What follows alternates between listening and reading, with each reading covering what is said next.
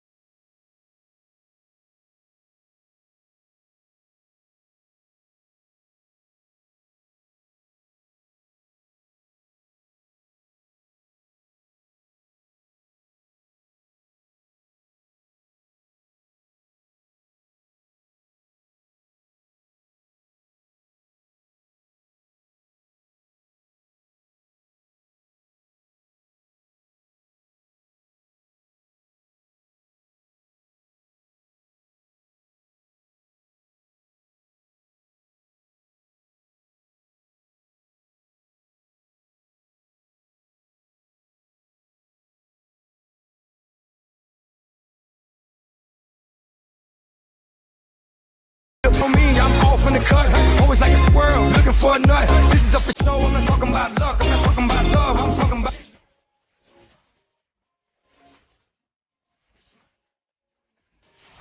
Let's turn it up.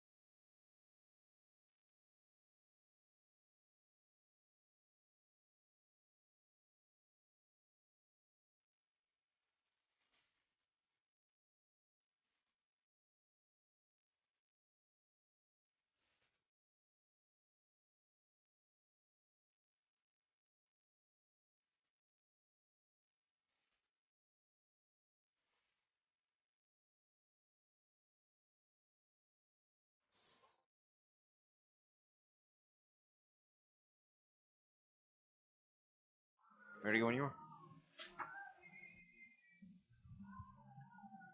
Hi again, everyone, from Fitzgerald Stadium tonight on Hardhats-TV. Post 22 baseball as the Hardhats return to Fitzgerald Stadium to take on Watertown. With Mark Benetti, this is Tom Rudebush. Our director, our cameraman is Destin Heumann. And we have another beautiful day for baseball, the warmest day of the year for a game here, Mark. And we have a wind that's blowing in from the south, which means it'll be blowing right in from right field this evening. But we have a hard hat team that defeated Pierre twice on Memorial Day and have won 7 in a row now, 14-2 overall. But although they continue to win, the play hasn't been quite as sharp as we've seen earlier in the season. And I think that changed just a little bit on Monday because that was a hard-fought game against Pierre, at least in Game 1. Game 2, the Hardhats went out. There's an injury on the mound for Pierre that led to a substitution. The reliever came in, gave up 7 runs in his first inning of relief, pitched the rest of the game, and he was fine right up until the final inning of the game. And then the Hardhats ended up putting a 10 spot on Pierre Post-State to end up winning 21-4 in Game 2. But I think when you compare the 2 games prior, Wednesday against Spearfish last week and then Friday against Post 320, to the 2 games played in Pierre, the Hardhats played so much better baseball, and I look for that to change this weekend because there's going to be more consistency. Assuming the schedule remains unchanged, tonight Hardhats are playing Watertown. Tomorrow it's Harrisburg at 7:30. Saturday at 3:20 at 7. Sunday at Scottsbluff, Nebraska at 3:30. All this team is going to worry about for the next 4 days is baseball, baseball, baseball. You don't have any lapses in between games. You don't have time to think about anything. You just dust your uniform off and you get right back to it. Well, the Hardhats playing the second game of a doubleheader actually here, as Watertown defeated the Expos 7-6 in the first game tonight. 4 runs in the 7th inning for Watertown. And they are playing the second game. And I was looking over the lineup from the Expos game, Mark, with the lineup that they've put into the game here against Post 22 varsity. Only one player played in that first game that is playing in this second game. So they have basically brought 2 different teams. And it'll be interesting to see how this second team responds for Watertown. But I'll tell you what, Tom, give the Expos a ton of credit. That's, they're basically playing a varsity level team and almost won. And at one point had a lead. I think at 2 points in the game they had a lead. So credit the Expos. That just shows you that Post 22 is developing the right way for what's technically a junior varsity team to be competing against what we've considered a varsity team in this Watertown club. That's hats off to the Expos. That's a great effort. Obviously, they're doing something right down there, and that only spells good things for the future of this Post 22 organization. Well, Watertown opened up the season. They lost to Renner 8-7, and since then have ripped off 3 consecutive wins: 13-4 over Renner, 14-2 over Brookings, and 16-6 over Brookings. And those 2 games were actually played yesterday in Watertown. So the Watertown team traveling out today or tonight, they have these games listed as the 31st. Boy, that would be a tough trip for Watertown to make. So I don't know if that's accurate or not, but their record was 3 wins and 1 loss going into this game against Post 22 tonight. As we said, Post 22, 14-2 on the season. We'll see Kyle McGuire, Mark. And Kyle certainly was the best pitcher early in the season. And we saw a tremendous appearance by Colton Sherbinski on Monday, which is the best appearance that we've seen by a Post 22 pitcher this year. And I think that Kyle might be motivated to say, I'm going to be the one throwing the shutouts around here. Oh, you're absolutely right. Kyle obviously has the biggest workload on the Hardhats pitching staff at 18 2/3 innings of work. It's his 7th appearance of the season. This will be his 6th by virtue of a start, and he has a pristine 3-0 record to protect as he plays Watertown tonight. 2 things stand out about Kyle McGuire coming into this matchup against Watertown. The first thing, He leads the Hardhats with strikeouts, 20 to his credit. The next closest pitcher is Tommy Wall, who's primarily been a reliever. He's 6 strikeouts behind Kyle McGuire for the lead on the team. Second, his incredibly microscopic, I'd actually say it was nanoscopic, ERA of 0.375, and no, that is not a typo. I mean, Kyle has kept that ERA so low that it is so tough to take him out of the starting rotation. However, I will say the last outing Kyle had was in that borderline debacle against Post 320 last Friday. He did allow 5 runs. All of them were unearned. His defense didn't really do him many favors out there, so it's not credited against him. But there were a couple of times where Kyle could have gotten out of a jam, and then he wouldn't, and the inning would perpetuate. So you have to hope that Kyle's put that behind him. Obviously, he'll learn from the experience, but he's put the overall experience behind him. He'll come in with a fresh mind tonight against Watertown, and he'll be ready to rock and roll. Almost a week between starts. Post 22 starter McGuire is just trying to finish up his warm-up pitches down in the bullpen, down the left field line, and we'll be ready to start this game here on Hardhats-TV. Welcome our viewers tonight, and a lot of people tune in also just to hear the audio of the games when they're running around the house doing their chores. And so we just welcome wherever you may be watching tonight, listening tonight here on Hardhat TV. Well, for those listening on Hardhats-TV, we have 2 lineups that we need to recap for you, so let's go ahead and get right to it. We will let you know who exactly is playing on both sides of the ball tonight. We're going to start off with Watertown. They will bat in the top halves of the innings we have in front of us here in this contest, and we lead off with number 7, Tom Benner, who's playing at second base for Watertown tonight. Batting second is number 23, John Day. He's patrolling center field. Batting third is number 2, Alex Gower. He is positioned at shortstop. And in the cleanup spot for Watertown is number 5, Micah Kaufman. He's patrolling left field. Batting fifth is number 31, Trey Schmidt. He's in the hot corner at third base. Batting sixth is number 1, Brennan Gabriel. He's the designated hitter tonight for Watertown. Batting seventh is number 4, Ben DeVille. He is the catcher. Batting 8th is number 10, Blake Holden. He's patrolling right field. And rounding out the batting order for Watertown is number 8, Braden Shriver. He is playing at first base. Cole Workus is on the mound tonight for Watertown, and he will go up against the Hardhats in the bottom halves of these innings we have in front of us as follows. Leading off is number 11, Walker Paz, as always at his home at second base. Batting second is number 13, Zach Solano. He is once again patrolling right field. A change to the lineup here, rather the batting order. Batting third is number 22, Cooper Bowman. He's playing shortstop, and he has a 13-game hitting streak on the line. Statistically, the second best hitter on this Hardhats roster. Following him in the cleanup spot is statistically the best hitter on this Hardhats roster. That's number 23, Eric Petrie. He is the designated hitter for the Hardhats once again. Batting fifth is number 21, Timmy Paris. He's the backstopper and catcher, all paired up with Kyle McGuire. Batting sixth is number 30, Jack Sorensen. He's once again playing at first base. Batting seventh is number 28, Zach Sumption, patrolling left field. Batting eighth is number 14, Justin Kramer, in his home in the hot corner at third. And rounding out the batting order in the ninth spot is number 12, Connor King. He is patrolling center field. And we mentioned earlier, Kyle McGuire, the starting pitcher for the Hardhats, comes in for the 6th time by virtue of a start, 7th time overall for the Hardhats, a 3-0 record under his belt, 20 strikeouts to 14 walks, and a .375 ERA under his belt. And Dennis Petrie, who's acting as the public address announcer tonight, has a great read on the late Coach Plouffe, who we lost last weekend, which will be followed by a moment of silence. Presentation for Coach Plouffe will be tomorrow from 5 to 7 p.m. at Watertown Funeral Home. And funeral services will be Saturday at 10 a.m. at Calvary Lutheran Church. Please join me in a moment of silence for Coach Plouffe.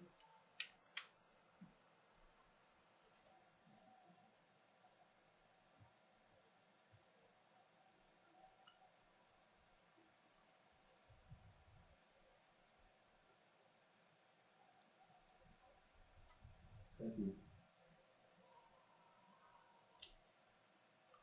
A very touching moment, paying tribute to somebody who meant so much to not only this organization, but Tommy, you've been here long enough to see his impact, especially on the community of Rapid City, and that goes so understated sometimes with figureheads in sports locally that everybody remembers what they did on the field and how many championships or trophies they won. But if you talk with people about Coach Plouffe, and I'm sure you have over the last couple of days, mourning the loss of your friend, they'll talk just as much of his impact off the field as what he accomplished with this organization. Very true, Mark. And, his impact was far greater than just Rapid City. I mean, he was very influential, maybe the most influential baseball man, not only in this state, but in the region. He was certainly one of the most influential people in American Legion baseball nationwide. He had great respect at the national headquarters in Indianapolis, where he was often conversing with the top officials of Legion baseball. And many other coaches patterned their teams after what Coach Plouffe did here in Rapid City. Jim Peck at Minnetonka, Chuck Francis down in North Platte, to name just a couple. Tag Lane over at Cheyenne. And so, yes, it's a loss. And as I said a few days ago, though, this program will go on. And Mitch Messer has instilled the same type of traits in his teams, having played for Coach Plouffe, that Coach Plouffe had drilled into his team. So the legacy will continue. Past this year, past next year, it'll continue for a long, long time. So when we last brought up the passing of Coach Plouffe, we had talked about moments and favorite memories of yours. I'd asked you about the first time you had ever interacted with Coach Plouffe. You talked about the 1977 World Series, the first time the Hardhats ever made it. Obviously, we've discussed in decent length the 1993 title. This might be a stretch. I'm sure you could remember it, though. Can you remember the first game you ever worked with Coach Plouffe? Well, the first game I ever broadcast was the very first Firecracker tournament, which was held in 1975. Dave created the Firecracker tournament. At that time, it was just a 3-day tournament. There were 8 teams, but you played the first round games on Friday. The winners went into the winners bracket. The losers went into the losers bracket. You played down to the championship game. It was a Saturday night, and I remember a couple of things about that night. Was, first of all, that it was about a 7:30 game, and Saturday nights at that particular time was my shift scheduled on radio. I had a music show, and so I had to leave. I had a guy fill in for me. I came, did the game, then went back and finished off my shift, got off at 1 a.m. in the morning. But that was the first game and the first time I had interviewed Coach Plouffe for a broadcast, and, of course, the championship game the next night was rained out. Be right back after the anthem in just a few moments. With more than 300 pediatric experts in 35 specialty areas, Sanford Children's offers the care that matters to your family. At the Castle of Care, we are committed to bringing in the latest and most advanced technology and services to care for your children. And having the largest team of specialists in the region means your child can receive expert, individualized care close to home. At Sanford Children's, we promise to put your family first. To learn more, visit childrens.sanfordhealth.org. You don't have to try to hit a home run when you're hitting singles and doubles all day. Consistency wins games, and it's key to helping achieve your retirement goals. At Weitzel Financial Group, they believe they're there to help with your own ideals and goals. Head toward your field of dreams. Call Weitzel Financial Group for a consultation at 348-1152. Kurt Weitzel is a registered representative and investment advisor representative with and offers securities and advisory services through Commonwealth Financial Network member FINRAS IPC, a registered investment advisor. Weitzel Financial Group, 817 9th Street, Rapid City, South Dakota, 57701. You don't have to try to... goes with things like this. This. And this. Coke Zero tastes like this. He shoots, he scores! It sounds like this. It feels like this. So when the game is on, try it with this. Coke Zero. Real Coca-Cola taste. 0 calories, 0 sugar. Coke Zero goes...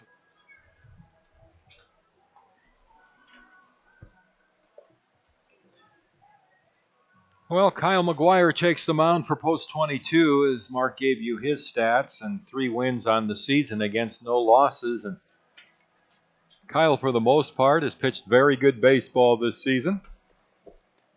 And as Mark said too, we get through the school year and the schedule becomes much more consistent. You're playing day in and day out, and you see development really start to leap forward in the month of June because you play, probably 3 times as many games in June that you played in May, continuing on into the later stages of July when the state tournament begins.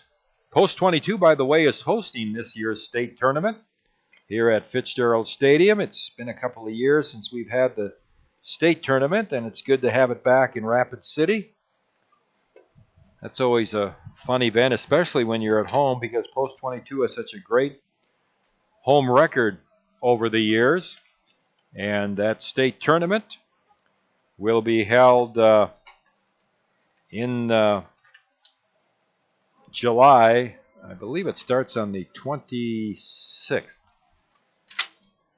And so anyway, we'll look forward to bringing that to you too. It's got to take a lot of pressure off the Hard Hats playing at home.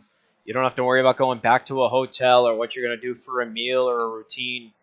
You're at home. You finish the game. You can go right back home and get ready for the next day. It really does have to take a lot off. Plays a very big mental part of all of it. State tournament will begin on July the 26th. Boy, I remember when the state tournament didn't start till around the 10th of August or so, but with high school football over the years, the National Legion moved everything up. 26th of July through the 30th of July here at Fitzgerald Stadium, the Central Plains Regional in Dickinson, North Dakota, August the 2nd through the 6th. And hopefully, we'll be talking to you from Shelby, North Carolina for the World Series, which begins Thursday, August 10th through Tuesday, August 15th.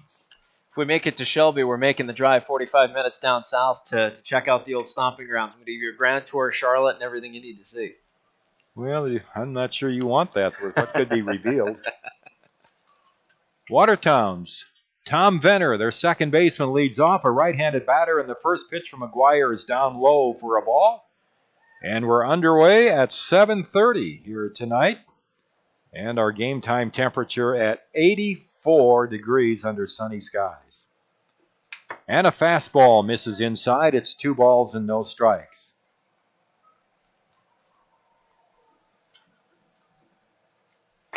Two and 0. Outfield is straight away. The wind blowing in from right field. Here's the windup by McGuire in the pitch. And he hits the outside corner for a strike, and it's 2-1.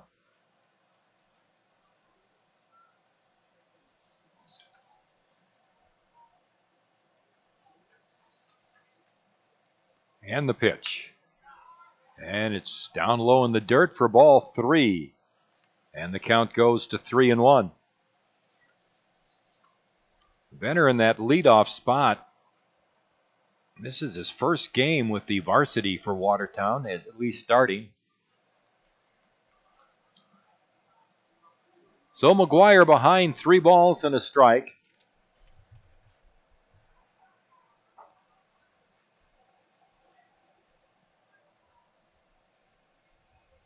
Kyle into the motion, and here's his pitch.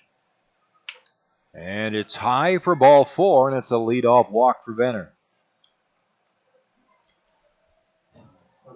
One thing we'll want to watch here, of course, is that sun. It is a very difficult sun field right now for the left fielder, the center fielder, the third baseman, the shortstop. Even the pitcher has some issues with the sun. Here's John Day in center field. Right-handed batter for Watertown. He's around to bunt. Bunts it foul. Back to the screen. 1 strike.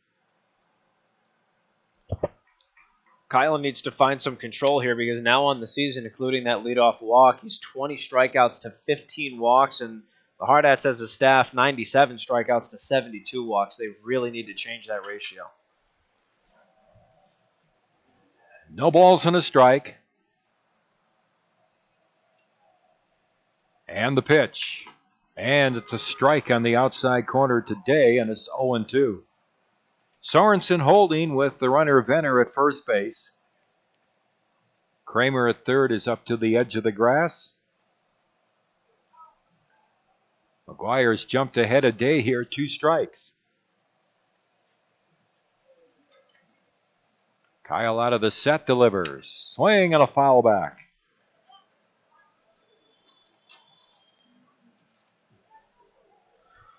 Still 2 strikes on Day. Alex Gower, the shortstop, is on deck.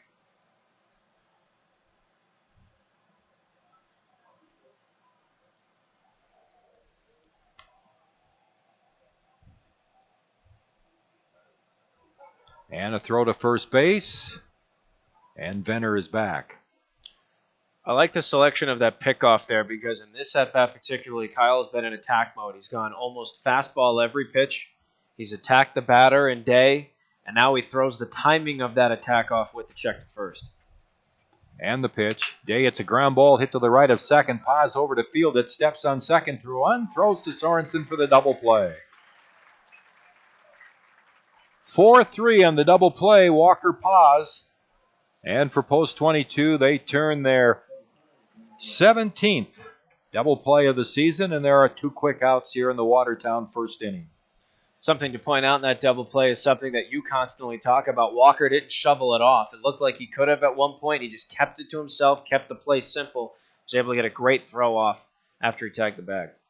Here's Alex Gower, the number 3 hitter for Watertown, left-handed batter, and takes a slider in for a strike, and it's 0-1.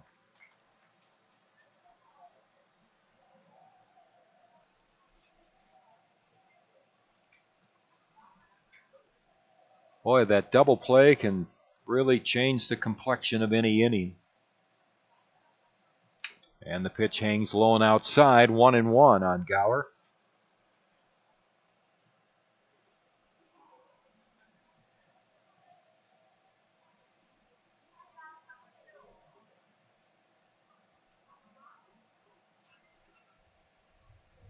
Watertown over the years has had some good teams, but they haven't been a consistently strong program as the pitch comes in high.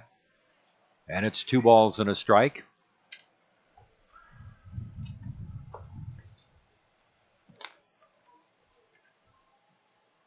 Had a fairly decent showing in the state tournament, if I recall correctly, last year.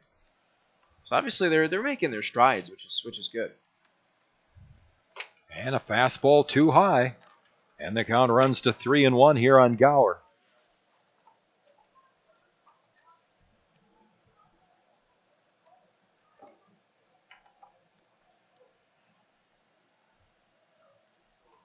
Three balls and a strike. And there's a strike over the inside corner. Gower was headed down to first base.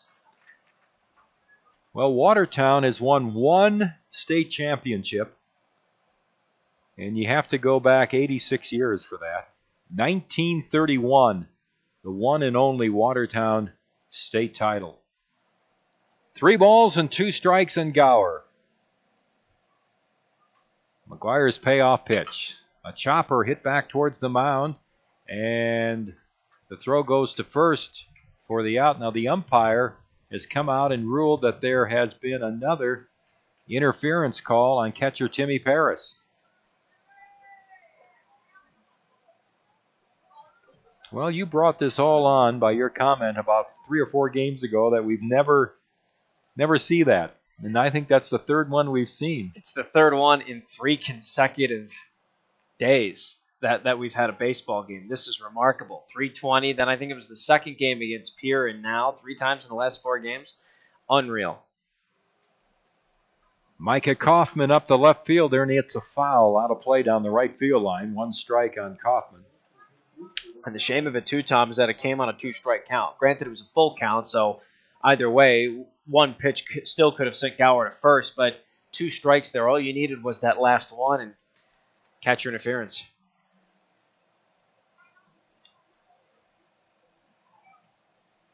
McGuire from the set. Ahead, 1 strike, delivers another foul off to the right. And the count is 0-2. Now, here's another point to make as well. Granted, it's only an extra 2 pitches, but when pitch count is such a big deal, Kyle could have gotten out of this inning with a 15-pitch inning, which is good. You like to see it maybe a little lower. I think 13 is a nice threshold. Now he's at 17 going on 18. What if Kaufman gets in a battle with him and he goes over 20? No balls and 2 strikes. Sorensen holds with Gower, and there's a foul. Field back to the screen, and the count is still 2 strikes.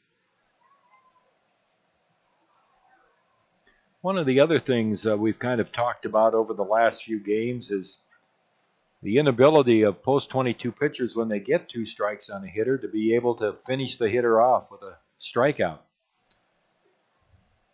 A lot of foul balls on 2-strike counts. Hitters protecting the plate. 0-2 pitch here is swung on and missed. That was a high pitch up around the shoulders of Kaufman. And the first strikeout for Kyle McGuire. No runs, no hits, 1 error, and 1 man left on base. Half an inning, Watertown fails to score. Post-22 coming to bat here on Hardhats-TV. Camping World is here to help you connect to adventure and explore the outdoors with friends and family, offering new and pre-owned RVs to fit every budget and thousands of parts and accessories for any need. Camping World has it all. With over 125 supercenters nationwide, you're never far from America's #1 RV dealer. No matter where your adventures take you, whether you need an RV, parts, or service, Camping World is here to help you every step of the way. Visit Camping World in Rapid City or shop campingworld.com today. Camping World is here to help you connect to adventure and explore the outdoors with friends and family, offering new and pre-owned.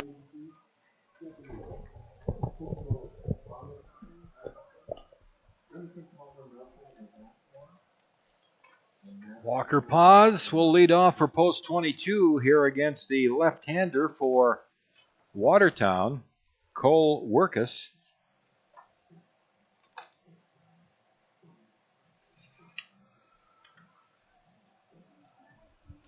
I recall seeing Cole Workus' name over the last couple of years of doing these post-22 games anytime they would play Watertown, particularly in the state tournament. So this is somebody who knows this team very well. A lot of these players, they've come up at the same time. Cole Workus out on the mound is paired up with his battery mate and his catcher, Ben DeVille. At first is Braden Shriver. At second is Tom Venner. At shortstop, Alex Gower. And in the hot corner at third for Watertown is Trey Schmidt. Left to right in the outfield, Micah Kaufman, John Day, and Blake Holden.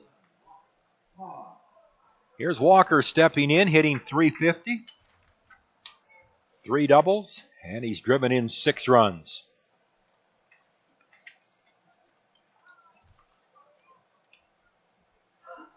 Lefty Cole Workus delivers, and it's down low for ball 1. Well, I found out something today. Here's the pitch on the way. Ground ball hit to the right side. Second baseman Venner fields it cleanly and throws to first for the out. Well, Walker's down 1 away. Walker Paz's grandfather is my mailman. No kidding. Here's Zach Solano, the right fielder for post-22, hitting .345.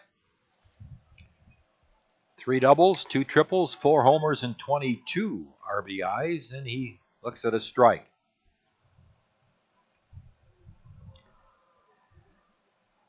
Zach had his hitting streak stopped in Pierre on Monday as the pitch is in the dirt, bounces away, and the count is 1-1.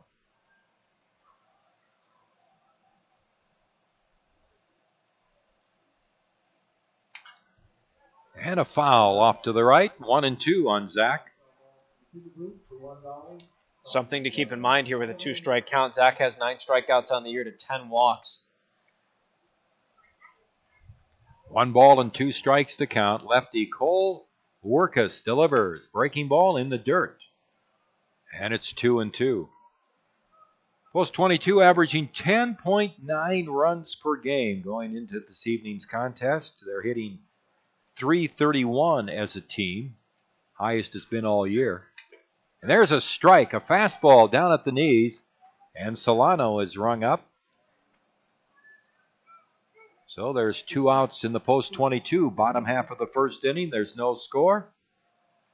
And Cooper Bowman coming up, the shortstop, moving from the number 5 spot in the batting order to the number 3 spot. Very well deserved, Tom. .412 average, and he looks at a strike. Cooper has 5 doubles, 3 triples, 3 home runs, 15 RBIs for Cooper. And the 1-strike pitch. Breaking ball hangs high and outside. And he now is on a 13-game hitting streak as we drive towards 56. Here's the pitch. Swing and a foul back. And during this hitting streak, Cooper is hitting .475, 19 hits and 40 at-bats. 1-2 the count, 2 outs, bases empty. There's a breaking ball, misses outside. He's got a good-looking breaking ball, Workus does, if he can consistently throw it for strikes. 2 balls, 2 strikes. Eric Petrie on deck. Swing and a miss. Got him. Looked like a slider. A sharp break at the end there. 2 strikeouts in the inning for Cole Workus. No runs, no hits, no errors, and nobody left on for post 22 at the end of 1. Watertown nothing, the Hardhats nothing. Right here on Hardhats-TV.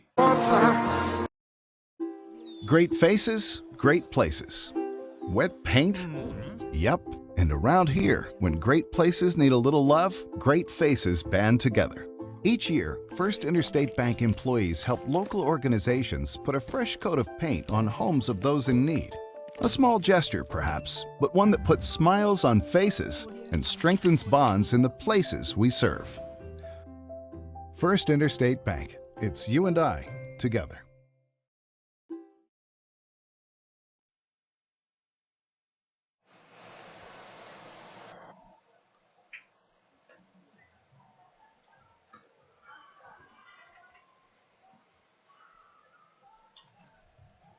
No score after the first inning. Watertown and the Hardhats here. Tomorrow night, there's a little bit of a question whether we're going to have our game tomorrow night.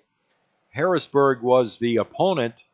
They were going to come out here and play post 22, but they were also going to play another team on Saturday.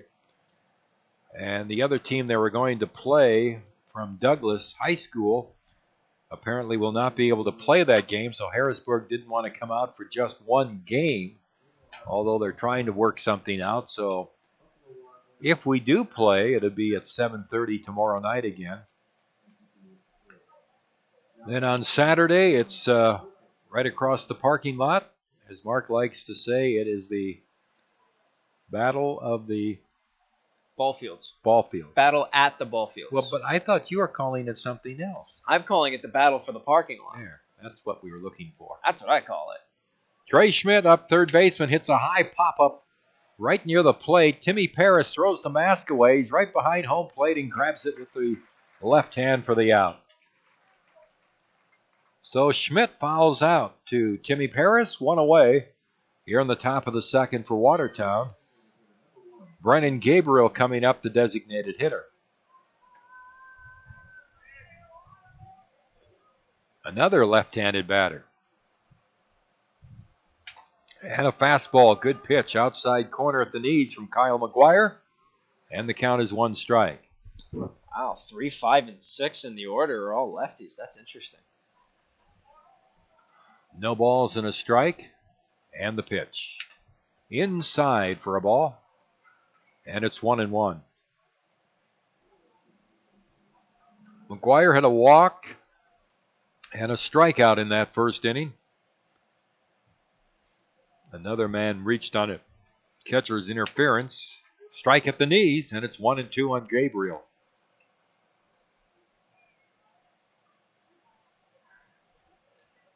Batting 6th in the Watertown lineup. And the pitch on the way. Bouncing ball wide of first, foul. A couple of feet. In foul territory, Sorensen grabbed it. And the count runs along at 1 ball and 2 strikes.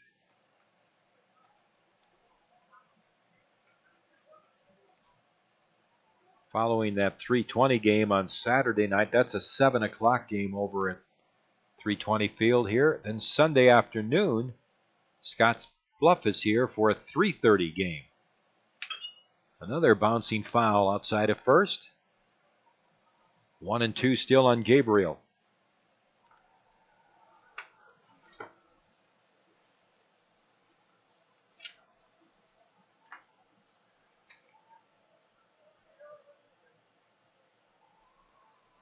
One out, nobody on.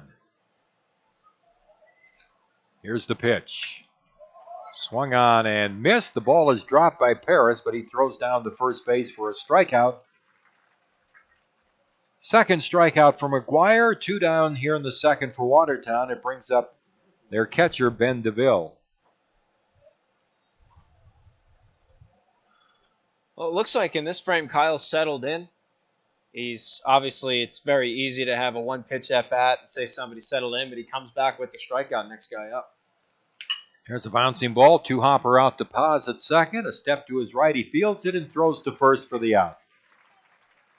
DeVille out. First ball hitting second to first. Good inning for McGuire. 1-2-3, nothing across. And we go to the bottom of the second. Here from Fitzgerald Stadium, the Hardhats and Watertown no score.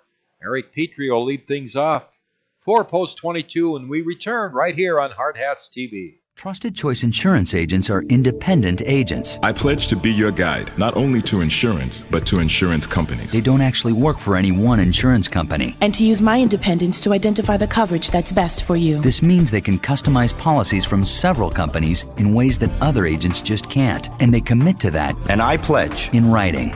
Trusted Choice. You need an independent insurance agent. Black Hills Insurance Agency, a tradition of service since 1949. Trusted Choice Insurance.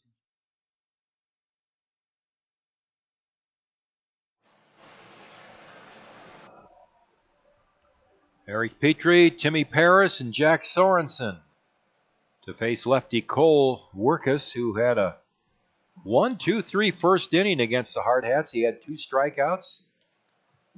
Eric Petrie's the hottest hitter on this Post 22 team. He leads the team now, hitting .471 going into tonight's action. Eric with 4 doubles, a couple of triples, 4 home runs, driven in 17, and his hitting streak is 10 games in a row.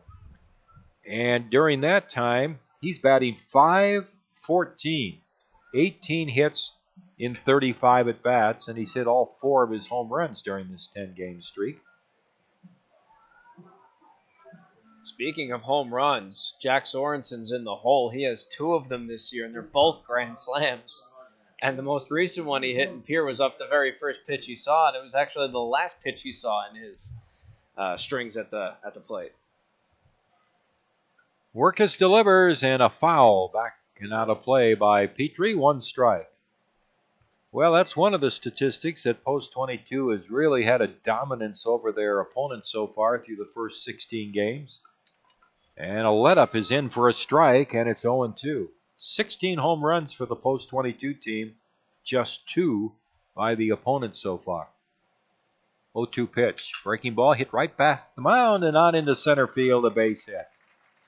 Workus stabbed at the ball with his mitt, but it went right past him and just to the left of second base. So Eric Petrie, 11 in a row now. And first hit of the ball game, too. So good on Eric to make some decent contact right up the middle. And again, like you said, Tom, that was about an inch away from being a 1-3 putout. So very close. But Eric, he's a very smart base runner. Having him on this base path with Timmy Paris up will be clutch here early on. Timmy hitting 5th in the order tonight, and he hits a foul out of play off to the right. He's been hitting 3rd most of the season, hitting with 2 home runs, 24 RBIs on the season. And he leads the team with 9 doubles. Takes a breaking ball inside for a ball. Timmy's average is .322. He's been kind of tailing off here a little bit lately. And the pitch. Bouncing ball, foul outside of first. And the count is a ball and 2 strikes. Something I'd like to see a little more from Timmy is some patience. We hashed that out a lot on Monday at Pier. In that first game, he went 0 for 4 with a walk, but all 4 times he was put out, it was on the very first pitch that he saw. I want to see him take pitchers deep. Swing and a miss. A pitch down in the dirt. It looked like a breaking ball Timmy went after. So he's out on strikes, and there's strikeout number 3 for Workus. That brings up Jack Sorensen. Jack at .435 on the season with 2 homers, 18 RBIs, lifts a high fly ball out of play down the right field line, and the count is 1 strike.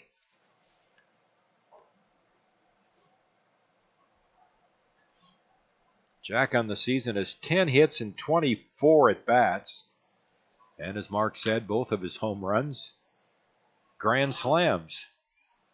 Petrie at first, no score here in the second. Check swing at a breaking ball, but he went too far. A sharp breaking ball bending in on the right-handed batting Sorensen, and the count is no balls and 2 strikes. And heck, Tom, just less than half. 4 of his 10 hits are extra base hits, like you said, with those doubles as well. Jack, he's turning into a pretty good baseball player early on. And the pitch. Low and outside. Good pitch on 0-2 there by Workus. Petrie led off with a single. He's there with 1 out now and a 1-2 count on Sorensen. The pitch swung on line to right field. Holden is coming in, grabs it. Here's the throwback to first base for the double play. Petrie got trapped off first base. He was thinking the ball was going to drop in, but Holden caught it about waist high and relayed it to first baseman Shriver for the double play. 9-3 on the double play. Each team has a double play. No runs on a hit for post 22. No errors, nobody left. So at the end of 2, a pitcher's duel shaping up here from Fitzgerald Stadium. Watertown nothing, the Hardhats nothing here on Hardhat-TV.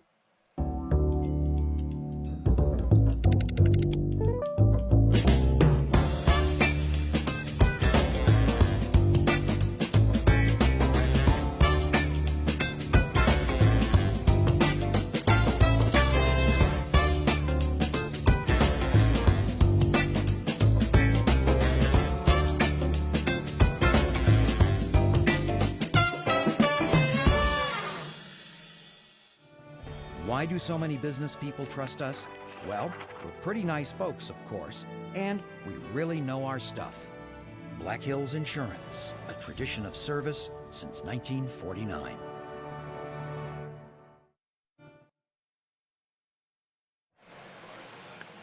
Well, this coming Sunday here at Fitzgerald Stadium, it's Black Hills Works game day. Sunday in the June 4th game against Scotts Bluff. Game time is 3:30, but be sure to come out early and cheer on the Special Olympics teams during the pregame lineups. All the people supported by Black Hills Works and their service providers will receive free admission again to the 3:30 Sunday afternoon game against Scotts Bluff here at Fitzgerald Stadium. Blake Holden, the right fielder, up another left-handed batter, the 4th so far. And the on-deck hitter's a left-handed batter. There's a strike on Holden. So 3, 5, 6, 8, and 9 in the order. It's about as many left-handed hitters I've ever seen in the lineup in Legion Ball. 1 strike pitch from McGuire is down in the dirt for a ball. It's 1-1. I always joke with lefties that they're doing it wrong because I'm naturally right-handed, so I like to throw some flack back and forth. 1 ball, 1 strike. Here's the pitch. A ball missed low and inside, 2-1. Infield now is not affected by the sun any longer. Only King in center has to shade his eyes from the sun. Swing and a miss. And it's 2-2 now on Holden.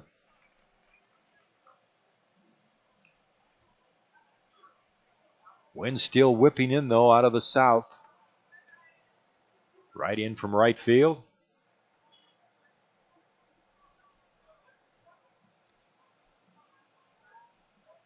And the pitch on the way. Just missed. I don't know if it was a little bit outside or a little bit high. 3 balls and 2 strikes now on Holden. And the pitch.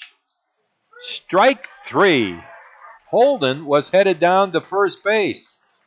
The pitch was ruled a strike at the knees.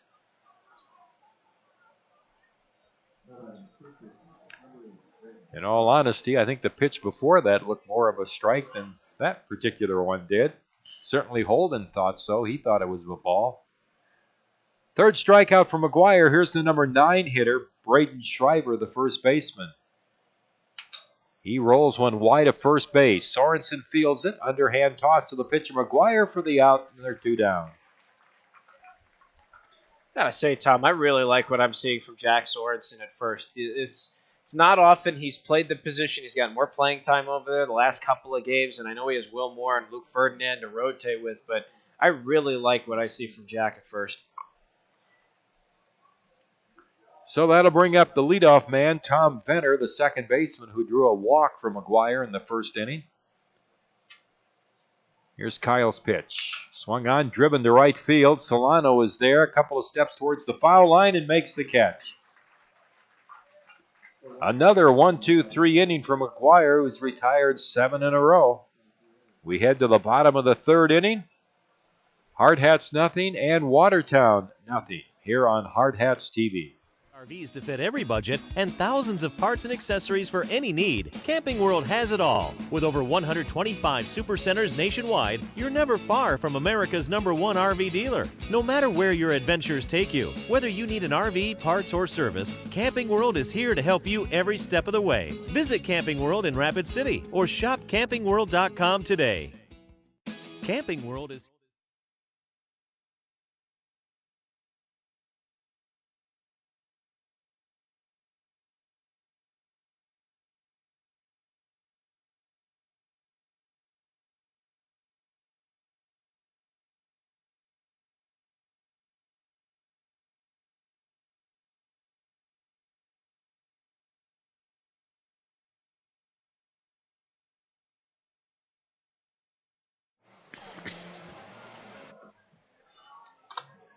Last half of the third inning. And a pretty good pitcher's duel here with Kyle McGuire and Cole Workus for Watertown.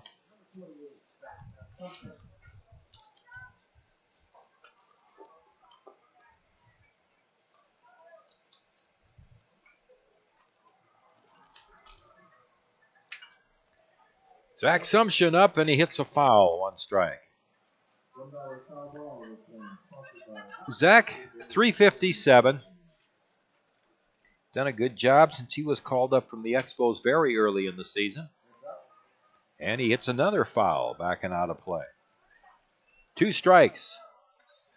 3 RBIs for Zach. And the pitch. Swung on, he pokes it to right field, and that's going to be in for a hit. Zach just kind of reached out and poked that ball out into right field, and on an 0-2 pitch, he collects post 22's second hit of the game. And that's really what Zach's brought offensively. Now, all 6 of his hits on the season are singles, so he gets on base. He's come around to score on 6 different occasions, so when he hits, he does come around. Justin Kramer hitting .316 and squares as if he might bunt. Doesn't offer at the pitch and takes a breaking ball at the knees for a strike. Kramer has 2 doubles, a home run, and 2 RBIs. Sumption leads from first. Schreiber holding with him. The pitch is fouled back. Work has done a great job of jumping ahead on the hitters. The other thing about Work is he's a fast worker. He doesn't piddle around out there on the mound at all. He gets the ball. He's ready to throw it. Sometimes you'll see hitters step out to try to throw them off rhythm. No balls, 2 strikes, and there's time called. It was asked by the hitter. And Kramer fortunate that he was granted time. It looked like Workus was just starting into his motion. Here's the pitch. And just inside for a ball, and it's 1-2.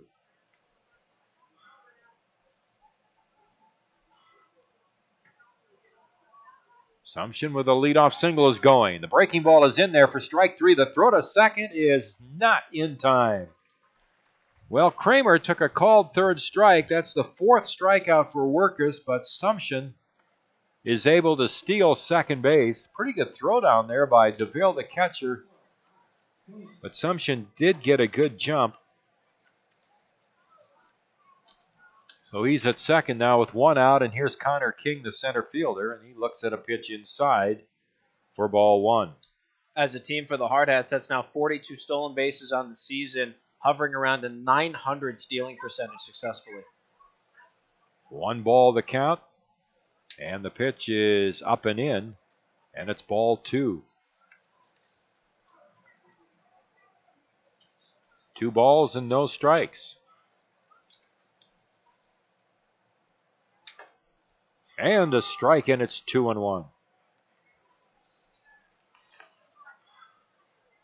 For Assumption, that was his 3rd steal of the season. King with a 2-1 count. The pitch is swung on, hit to the second baseman who roams to his left to field it. Venner's throw to first base for the out. Assumption advances to third on the play, and they're at 2 down. And the Hardhats have their first base runner now 90 feet away from home. That's the furthest anybody's made it. If you recall, Eric Petrie singled. He was caught in the inning-ending double play in the second. Zach Assumption's the first person to make it all the way to third in this game for both sides. Walker Paz grounded out to second his first time up. The left-hander's breaking ball in there for a strike, and it's 0-1 on Walker. Pretty good gap in left center field. Kaufman, the left fielder, playing relatively shallow in left. The center fielder, Day, a couple of steps towards right center. And the pitch is high and outside, pops out of DeVille's mitt. The count is 1 ball, 1 strike.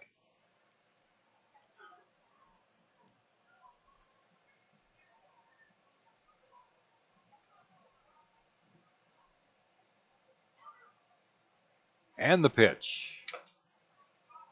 And it's a little bit high, 2-1 on Pause.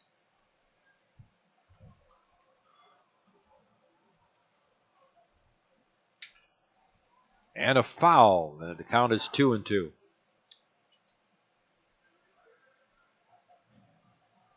I'm really impressed by Workus. Of course, this will be the second time through the order now as post 22, with Paz getting his second at bat against Workus. But so far, he has looked very sharp. He's given up 2 hits, 4 strikeouts, no walks. Not a real tall young man, but very slender. Here's the left-hander's pitch. Breaking ball outside. Down low, and the count is full, 3-2. Workus has a ton of dip to his breaking pitches. They just die. And if a batter's too ahead of it... There's a swinging strike 3, a pitch down. And Paz strikes out. That's the 5th strikeout for Cole Workus. No runs on a hit. 1 left. You want to finish your thought there, Mark? I was just going to say, if a hitter gets way out in front of it like that, that dip, it's going to be a whiff every time, and there it was right there with Walker. Workus went back to the breaking pitch, knew Walker was going to try and protect, and he was way out in front.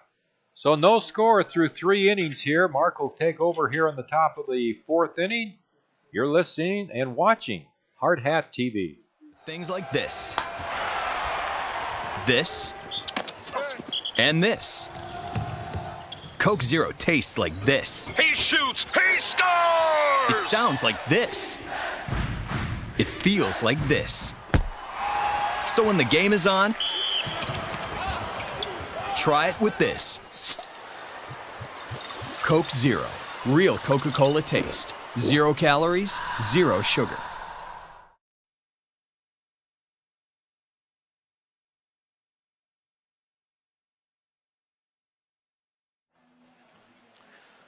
Well, like Tom mentioned prior to the last break, 3 full frames are in the books, and we still don't have a single run to talk about.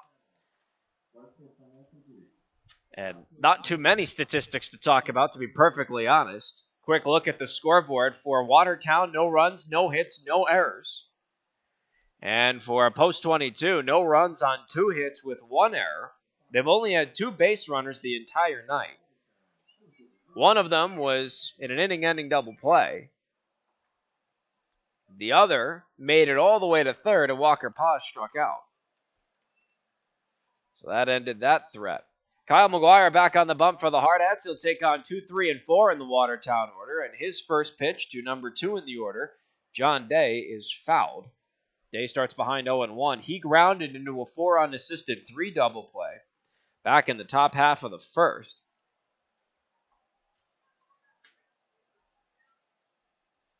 Full windup for Kyle McGuire. Here's the 0-1 to Day. Swung on and missed on a high fastball, and the count now goes to 0-2. Gower, the left-handed shortstop on deck, reached base via catcher's interference. Micah Kaufman struck out. Rounds out the 3 gentlemen due up. 0-2 from McGuire to Day. Breaking pitch. Almost clipped him, and the count goes to 1-2. Nice bend from McGuire on the pitch, but way too inside. Day had to duck. McGuire's looking for his 4th K of this start. Ball and 2 strikes to Day. Full windup for number 19 on the mound. Here comes the 1-2. Up high. And the count evens up 2 balls, 2 strikes. Mark Minetti and Tom Rudabush alongside you for all the action this season. Tonight we are not on ESPN Radio. We are on Hardhats-TV on Post22Baseball.com.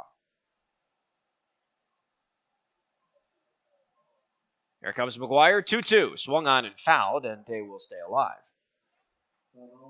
Tomorrow and Saturday, we will be back on ESPN Radio, as we have been told by Halgo Broadcasting. However, Sunday, we will not be on ESPN Radio, so tonight and Sunday, only on Hardhats-TV. 2 balls, 2 strikes to count from McGuire to Day. Leadoff hitter, top of the 4th, still no score.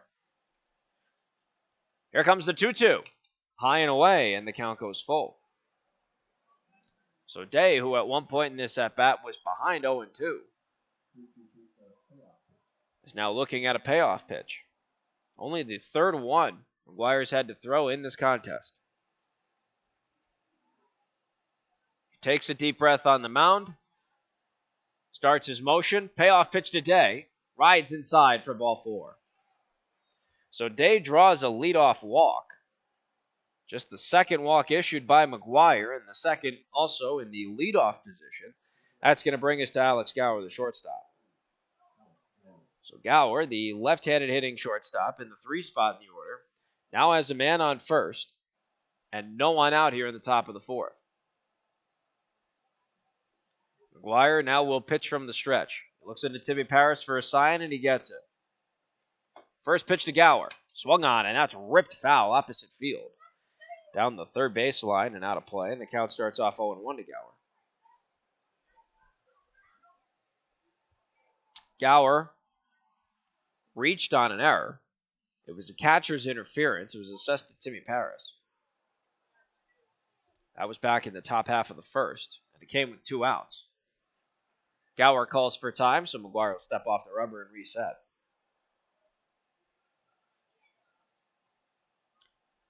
On first with the leadoff walk is John Day. He takes a leadoff of first. Jack Sorensen holding the bag just in case McGuire goes for the pickoff. 0-1 to Gower. Swung on, and that ball's lined by a diving Justin Kramer and into left for a base hit. A well-hit ball by Gower, who went opposite field. He earns the first hit of the ball game for Watertown. And everybody will advance 90 feet. So now Gower on first with the single. John Day, who was on with the leadoff walk, is now in scoring position at second. And that's going to bring us to Micah Kaufman. Kaufman 0 for 1 in this ball game. He was the first of 3 strikeout victims for Kyle McGuire. Would not be surprised to see a bunt here. First pitch. Breaking pitch up high. 1-0. Of course, Kaufman is the cleanup hitter, but you have 2 men on base and nobody out. It has to be running through the coaching staff on Watertown.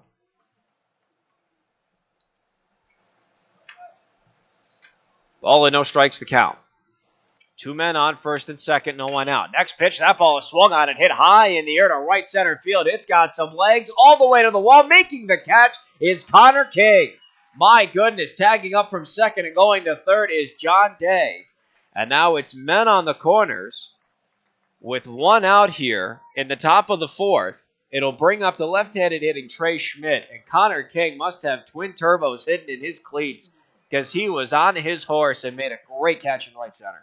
That's the third sensational catch he's made this year, Mark, and that's the type of center field he's played all season. So now here comes Trey Schmidt with a chance to either give Watertown a lead or end the inning if he hits into a double play. It's men on the corners and one out. Kyle McGuire throws his first pitch to Schmidt, swung on and missed. And the count starts off 0-1. Schmidt is 0 for 1. The very first pitch he saw in this ball game, he popped out in foul territory behind home plate to Timmy Paris, the catcher. Men on the corners, one out, top of the fourth, and no score. Kyle McGuire on the mound with an 0-1 pitch to Schmidt. And from the stretch he deals, up high, and the count will even up to a ball and a strike. Should the double play not be a factor, Brennan Gabriel, the left-handed hitting DH, is on deck. He was the second of 3 Kyle McGuire strikeout victims. Ball and a strike here to Schmidt, who's 0 for 1, looking for his first hit. Pitch, he shows bunt. It was a very awkward bunt, though, and it pops foul out of play. Ball and 2 strikes the count. I think Schmidt was a little indecisive on what he wanted to do there. Well, that was a safety squeeze. I mean, the runner at third was waiting to see if he got the ball down on the turf, and then he was going to race home.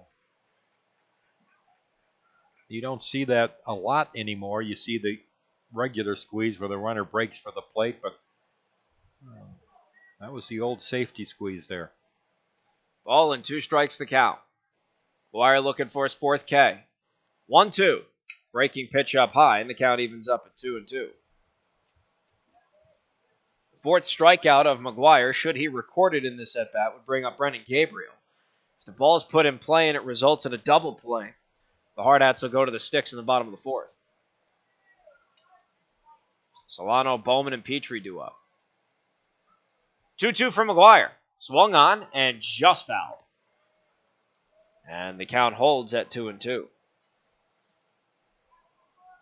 On first, with a single, is Alex Gower. On the base path, by virtue of a base on balls, now standing on third, is John Day. He led off the inning. He's 90 feet away from giving Watertown a 1-0 lead. Right now, we're still tied at zeros. McGuire, once again, will deal a 2-2. And delivers. Swung on and missed. Strike 3. So it's the 4th strikeout of the ball game for Kyle McGuire. 2 down, still men on the corners, and Brennan Gabriel's up.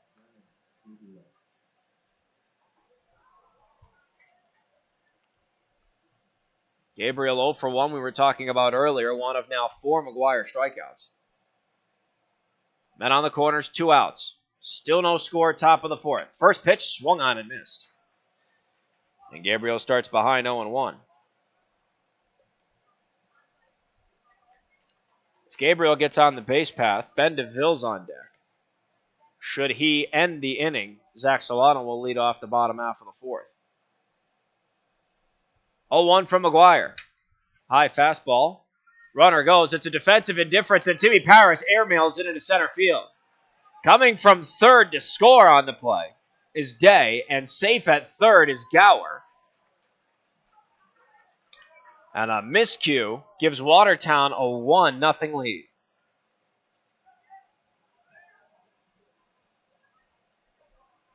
Very unfortunate to see. So now it's a man on third, a ball and a strike the count, 2 errors, both of them charged to Timmy Paris. Here's the 1-1. Rides upstairs, 2-1. And I will say, Tom, that was a problem last year for the Hardhats, where they'd have men on the corners. The runner would go to second, and instead of just letting him go and letting Kyle focus on the batter, they would go for the guy at second, and the gentleman at third would just trot home. 2-1 from McGuire.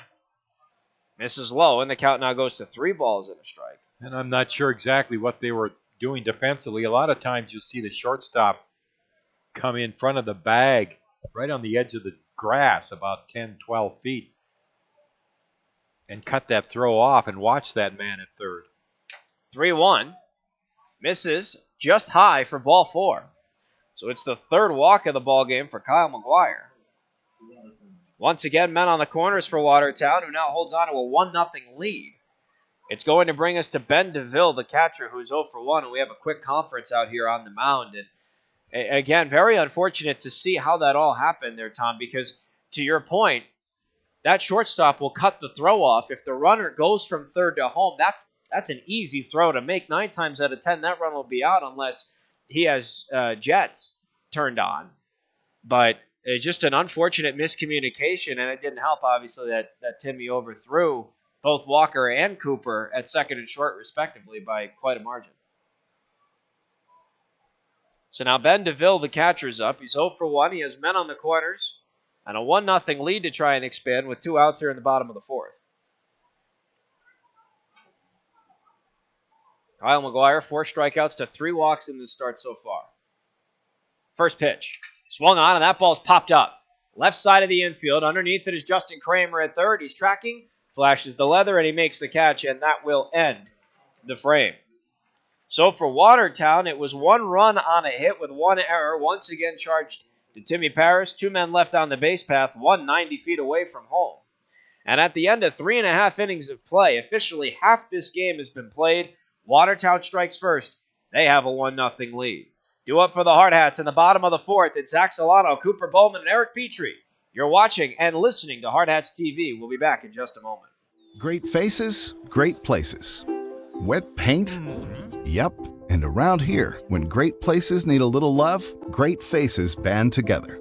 Each year, First Interstate Bank employees help local organizations put a fresh coat of paint on homes of those in need. A small gesture, perhaps, but one that puts smiles on faces and strengthens bonds in the places we serve. First Interstate Bank. It's you and I together.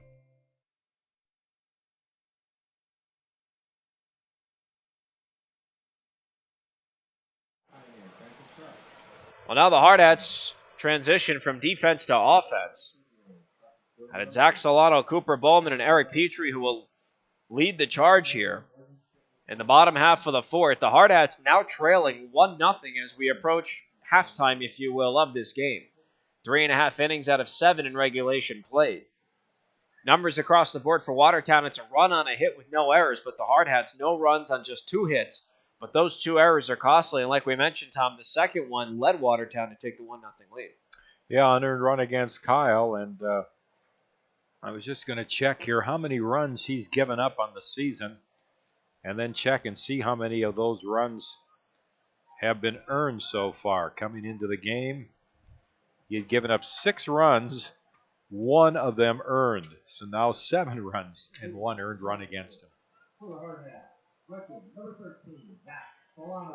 That I don't think I've ever seen that. That's just ridiculous. So here comes Zach Solano, and the first pitch that he sees from Cole Workus, the lefty, is low, and that's ball 1. Solano 0 for 1 in the game. He has a backwards K to his credit in this game. Next pitch rides up high and inside. 2-0 now his count. Workus back to that quick delivery. Not wasting any time. 2-0. Swung on, and that ball's hit foul. First base side and out of play. 2 balls and a strike to count. Solano was the first of 5 strikeout victims for Workus in the start. Next pitch is fouled, and his count is quickly evened up 2-2. Cooper Bowman on deck. 0 for 1 with the second of Workus' 5 strikeouts. 2-2. Off-speed pitch outside, and Solano didn't go for it. 3-2 now the count. And this is the second payoff pitch Workus has had to throw tonight. Payoff to Solano. That ball is swung on and hit high in the air to left center field. That ball has some legs on it, and charging all the way from center to make the catch was John Day. My goodness. He saw what Connor King did defensively in the last inning and said, anything you can do, I can do better. And he went right to the opposite field, and Zach Solano's retired. Boy, that was even just a little bit better of a catch than Connor's. A heck of a play by Day. He leaped, grabbed it, fell on the warning track, and held the glove up with the ball in it so the umpire could see. So now here's Cooper Bowman. He looks at a curveball that's a called strike at his knees. And he starts behind 0-1. Bowman struck out swinging to end the bottom half of the first. Promoted from the 5 spot to the 3 spot in the order in this game. 0-1 is fouled. Now behind 0-2, and as Tom mentioned earlier in this broadcast, he's riding a 13-game hitting streak. And Cooper has only failed to hit in 1 of the 16 games played so far this season. Full windup for Workus, 0-2 to Bowman. Misses low, and the count goes to 1-2 for the Hardhats shortstop. Eric Petrie on deck has only 1 of 2 hits for the Hardhats in this game. 1-2 to Bowman. Breaking pitch swung on, and that's punched into right. Underneath it, and misjudging it, was Blake Holden. It goes over his head and just shy of the warning track, and Bowman's at second. So the Hardhats catch a break. Holden misjudged the ball. He stepped in, thought he had the break on it, and before you know it, he's reaching over his head, and Cooper Bowman's in scoring position. So that brings up Eric Petrie with a runner on second. They're going to credit that a hit. So it's a double for Cooper Bowman. First pitch to Petrie off speed, called strike at his belt. 0-1 the count. Petrie 1 for 1 with the single, extended his hitting streak to 11 games, and now Cooper Bowman's is at 14. Petrie's next pitch swung on and hit high in the air. Coming in from short is Gower on the mound, and he makes the catch. 2 down will bring up Timmy Paris.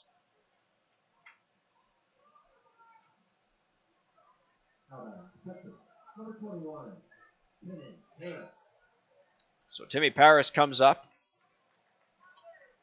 Coming into the game, Timmy's averaging .322. Had a rough go in Pier on Monday. And looks at a first pitch way outside. 1-0 his count. He was the third of 5 Workus strikeouts in this game. His came back in the bottom of the second with a man on first. 1-0 his count, and the lefty deals. That ball swung on, and it's hitting the gap in left for a base hit. Bowman gets the green light, and then a red light, and now another green light. He's going to go home, and he's going to score. It's a 2-out RBI single for Timmy Paris, and the Hardhats have squared this game up at 1 aside.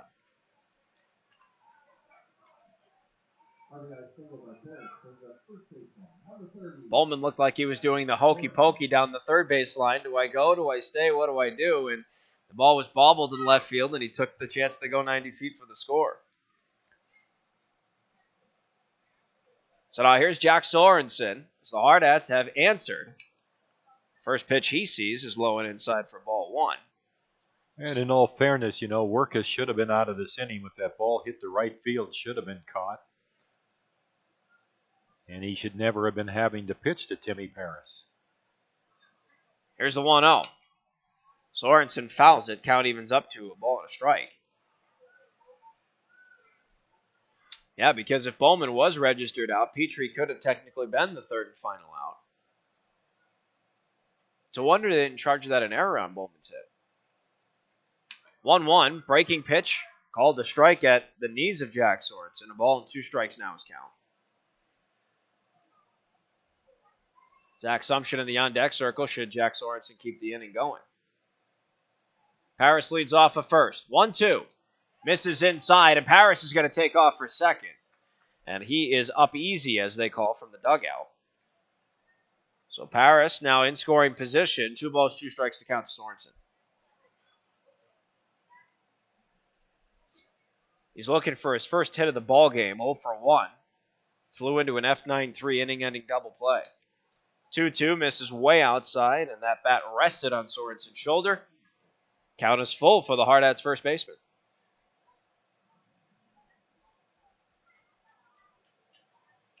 Payoff pitch. Swung on, and that ball's ripped up the middle for a base hit. Timmy Paris gets the green light. He is rounding third, and then all of a sudden comes to a screeching halt due to the defense of John Day.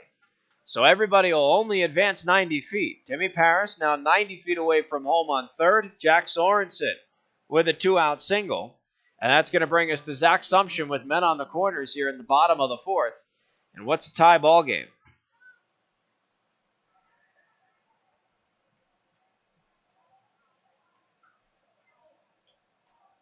Now Workus runs into another jam, another batter faced. Sumption has a single off of him from earlier. And the first pitch he sees, a fastball in the inside corner called strike. 0-1 the starting count to the Hardhats left fielder. Justin Kramer's in the on-deck circle, 0-1 with a backwards K. 0-1 is a breaking pitch that misses high and outside, and the count evens up at 1-1. On first, Sorensen with the single. On third, Timmy Paris, an RBI single. 1-1, swung on and missed. Sumption's behind 1-2.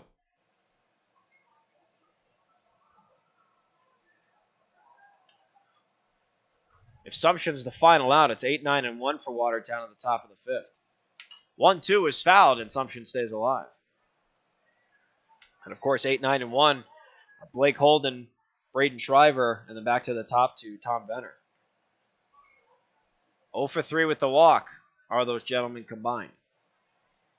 1-2 to Sumption. Swung on and ripped down the third base line, but just foul. And the count will hold at 1-2. 1-1 the score between Watertown and Post 22 in this 7-inning game.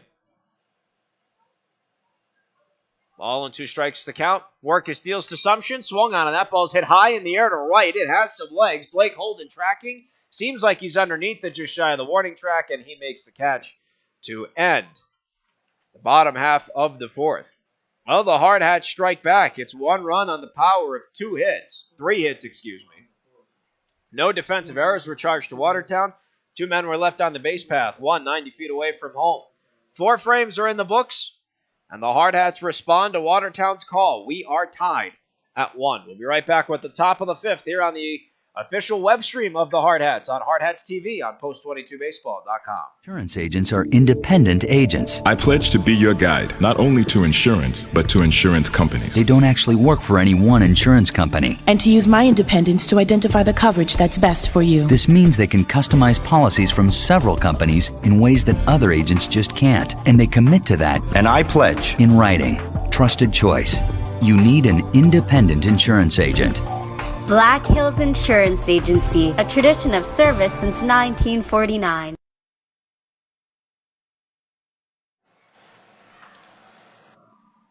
Well, tonight and Sunday, the only times in the next potentially four games at least, we know that there's a possible scheduling conflict with Harrisburg tomorrow night, the only 2 times in this recent slate of games that the Hardhats will not be on ESPN radio. We are back on the airwaves tomorrow should we play against Harrisburg. And on Saturday for the 22-3-20 rivalry showdown. Just want to remind fans, too, that the services for Coach Dave Plouffe will be on Saturday morning. And the service begins at 10 a.m. at Calvary Lutheran Church on Sheridan Lake Road in West Rapid City. And there is visitation tomorrow night, Friday night, from 5 until 7 p.m. at Osheim Schmidt Funeral Home. Hardhats go back to work on defense. Kyle McGuire to his spot on the mound. Start off against Blake Holden, the third of his 4 strikeout victims so far. First pitch, almost hit him. Rode a little too far inside, and Holden starts ahead 1-0. Holden followed by Braden Shriver, 0-for-1 with a 3-1 ground out, and then Tom Benner back to the top of the order, a walk and an F9 in the scorebook. 1-0 from McGuire. Another inside pitch on the lefty. 2 balls, no strikes to count. Tom's mentioned multiple times on the broadcast already, we have quite the pitcher's duel ahead of us. 2 balls, no strikes to count. McGuire takes his time now into his motion. 2-0. Misses outside. 3 balls, no strikes. 6 combined hits between both teams and only 2 runs. We'll give you a line score in just a moment. 3-0 from McGuire. High and in, ball 4. So it's a 4-pitch walk to lead off the top of the 5th. And in this game, it's the 3rd out of 5 innings Kyle McGuire has started to throw that he has allowed the first base runner on the path by virtue of a base on balls. Quick line across the board for Watertown. It's a run on a hit with no errors, and the Hardhats a run on 5 hits with 2 errors, both of which have been charged to the catcher, Timmy Paris.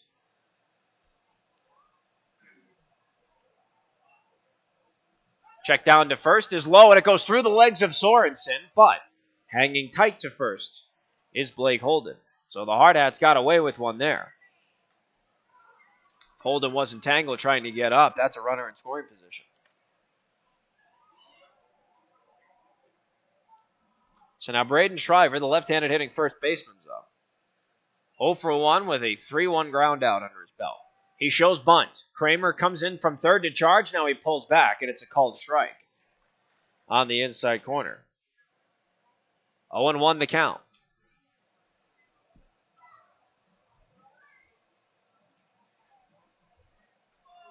Holden on first, being held by Jack Sorensen. 0-1. Bunt showed again. He drops it. Kramer can't make a play on it as it pops foul. He was beelining straight. The ball tapered off to his right. 0-2 the count here to Shriver, who missed his opportunity to bunt.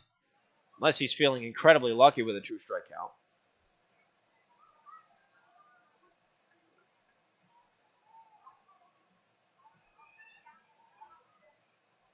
Oh-2 from McGuire. Swung on and he did not foul it. The ball was swung on and missed and skipped away from Paris. And out with the strikeout is Shriver, the 5th one for McGuire. However, in the ensuing sequence of events, Blake Holden takes second. First base occupied, of course. That's why there was no need to throw the ball down to first base by Jimmy. Now back to the top of the order we go to Tom Venner. First pitch. Swung on, and that ball is hit to the left side of the infield. Bowman gets it to third to get the leader runner, and he's out. What a great heads-up play by Cooper Bowman. Throw it to Kramer, who tagged out Blake Holden. So it is a 6-5 fielder's choice. Venner is safe at first. 2 down with a man on first, and that'll bring up John Day. We've talked so much about Cooper Bowman's fielding throughout the season, and just to put a exclamation point on that, Cooper has 0 errors on the season. Came into the game with 41 assists, 16 putouts, 57 total chances without an error. First pitch to Day rides a little too far inside from McGuire. He starts ahead 1-0. Day on the game, 0 for 1. He grounded into a 4 unassisted 3 double play and earned a leadoff walk. Came around to score the only Watertown run back in the top of the 4th. He has a man on first with 2 outs here, top of the 5th. We're square at 1. First pitch, the 1-0. High and inside, 2-0. Alex Gower is on deck.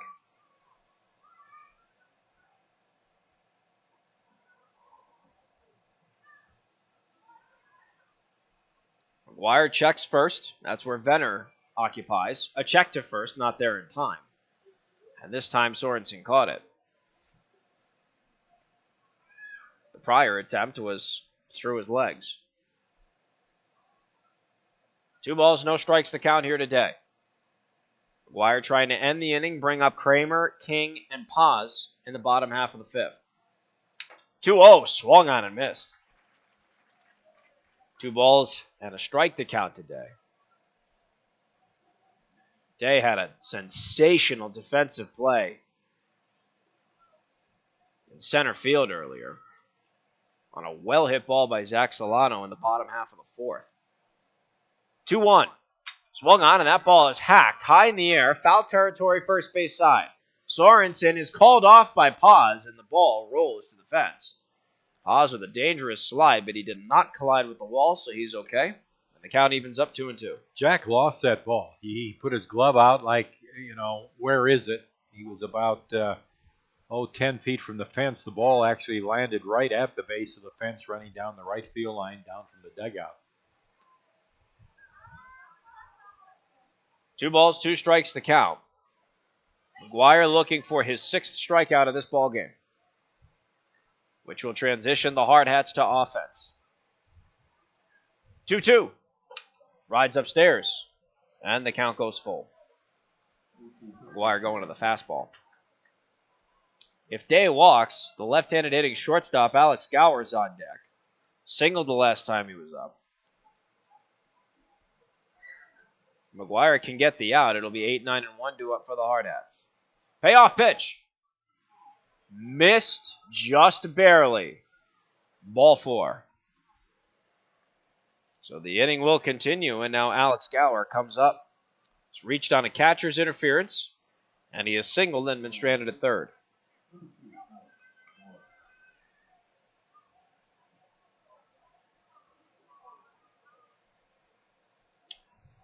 So now here comes Gower, number 3 in the order. He has a man in scoring position and another man on first. 2 outs, top of the 5th. We are still tied at 1. McGuire trying to get out of this. First pitch, high and away, ball 1. McGuire again going to the fastball. Ball and no strikes to count.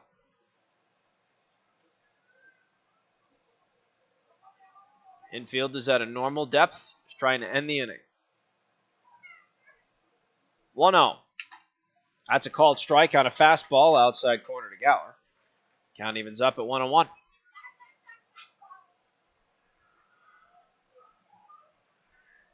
Kramer, King, and Pazdu up for the Hardhats if they can get this last out and transition to the bottom of the 5th. All 3 gentlemen a combined 0 for 4. 1-1. Called strike at the knees of Gower. Ball and 2 strikes. Now McGuire is 1 pitch away from his 6th K in the book.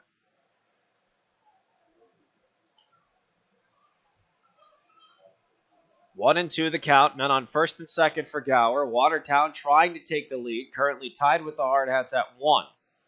2 outs, top of the 5th. McGuire, a check to second. 1-2. Swung on and just fouled. And Gower stays alive.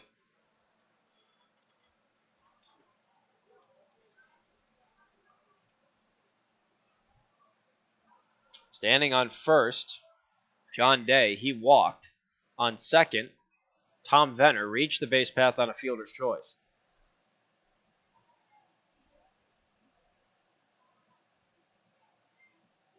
One, 2. Swung on, and that ball's hit high in the air to left. Zach Sumption is charging. He's tracking, and he makes the catch on the run to end the inning. And F7 retires the side. And we remain square at 1. No runs, no hits, no errors. 2 men left on the base path, 1 in scoring position for Watertown. 1's on either side of the scoreboard. Hardhats are back to the offensive.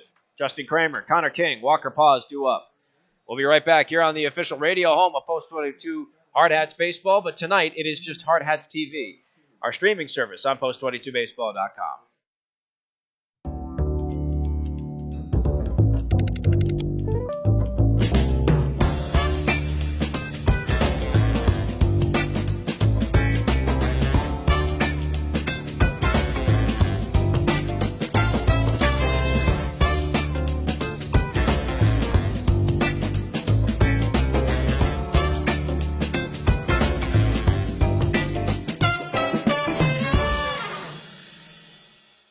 Why do so many business people trust us?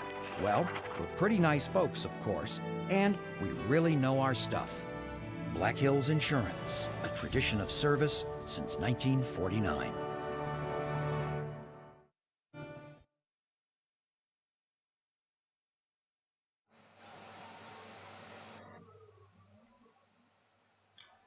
Well, now the Hardhats transition back from defense to offense. It'll be 8, 9, and 1 due up in the order for post 22, Justin Kramer, followed by Connor King and by Walker Paz. Mark Benetti and Tom Rudabush alongside you in the broadcast booth for all the action this season. Normally on ESPN Radio Rapid City, 1340 AM, 105.7 FM. However, tonight we are not on the airwaves. Instead, we are on Hardhats-TV, which you can find on post22baseball.com. Cole Workus, the lefty, still on the mound. First pitch is swung on and hit foul just by a hair down the third baseline by Justin Kramer, and he starts behind 0-1 to lead off the bottom half of the fifth. Through 4.5, quick number look across the boards. It's 1 run on a hit with no errors for Watertown and a run on 5 hits with 2 errors for the Hardhats. Next pitch is bunted. Workus comes off the mound. Throw to first is just barely in time. Justin Kramer tried to go for the bunt single, but it ends up being a 1-3 putout. 1 up, 1 down will bring up Connor King. King, the left-handed hitting center fielder. 0 for 1. He grounded out to second the last time he was up. Had a spectacular defensive play earlier in this contest. First pitch is low and away for ball 1. It was on Micah Kaufman in the top half of the fourth. 1-0. Just missed again. 2 balls, no strikes to count to the hard hat center fielder.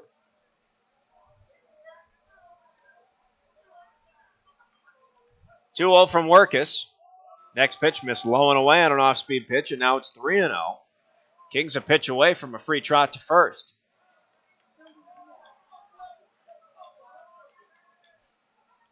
Here comes the 3-0. Called strike at his knees. 3 balls and a strike now the count to King. Cole Workus is still on the mound. He's about to throw his 73rd pitch. 3-1. Up high, ball 4. And Connor King draws a 1-out walk. So King trots down 90 feet to his right. He stands on first, and Walker Paz now comes up. Back to the top of the Hardhats order. He is 0 for 2 in this ballgame. A ground out to his native position at second, and a strikeout swinging, the 5th of the day for Workus. First pitch is turned on, but it goes foul, and into the Watertown bullpen.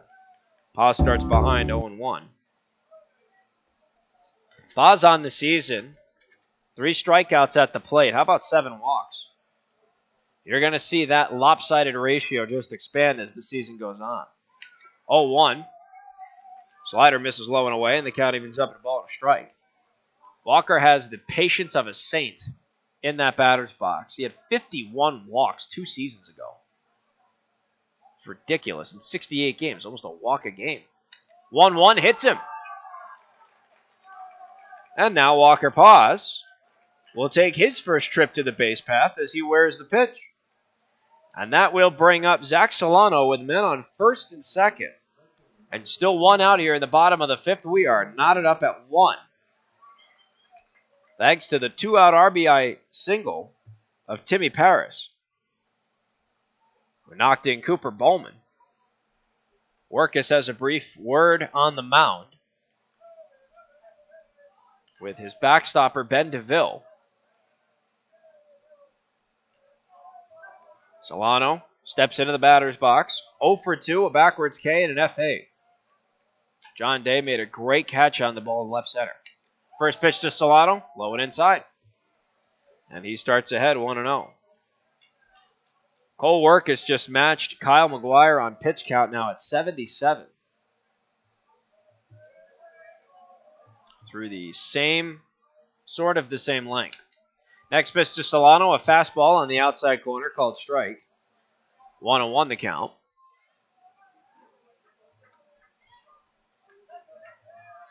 Walker Paz on first, Connor King on second.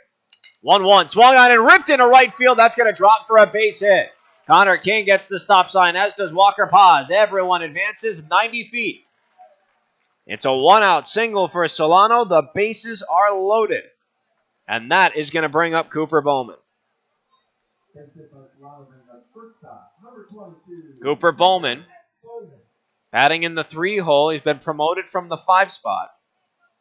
He's 1 for 2. He struck out in his first at-bat. However, he hit a double and came around to score the only Hardhats run. Bases are juiced for the shortstop. And the first pitch rides upstairs for ball 1. The corners of the infield are in. The middle infield is at double play depth. Still 1 out. Next pitch is swung on and fouled. And Bowman evens up at a ball and a strike. Eric Petrie is on deck should Bowman not hit into a double play. 1-1. Swung on and missed on a breaking pitch. And the count goes to 1-2. Eric Petrie on deck. The bases are loaded. King is on third. Paz is on second. Solano's on first. 1-2 to Bowman. Swung on and ripped foul down the first baseline, and he is still alive. A ball and 2 strikes. All of this coming with 1 out. Workus back to it. 1-2 to Bowman. Swung on it. That ball is hit high in the air to right. Charging from right is Blake Holden. It's in foul territory. He makes the catch. Tagging from third and going home is Connor King, and the throw's off track. And Walker Paz is going to round third. He's going to come in to score. And he is safe as Zach Solano now takes second. And they're just taking their time, and Solano's going to take third.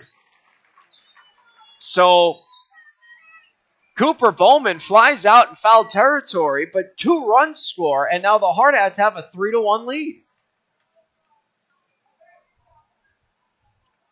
My goodness, that escalated way too quickly for Watertown. And as Workus was debating whether or not Paz was out, Solano took third. So 3 runs score on the F9, bringing up Eric Petrie, and he swings and misses at his first pitch. Behind 0-1 with 2 outs, and he has Solano standing 90 feet to his left. 0-1. Breaking ball just missed outside, and the count evens up at a ball and a strike.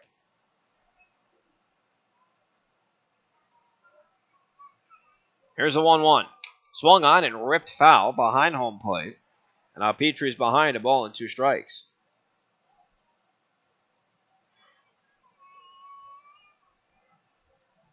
Here comes the 1-2 from Workus. Breaking pitch is way outside, and the count evens up 2-2. Should Petrie be the final out, it's the meat of the order due up for Watertown. If not, Timmy Paris is on deck. 2-2, swung on a chop foul third base side, and once again, Petrie will see another pitch. Workus about to throw number 90 in this start.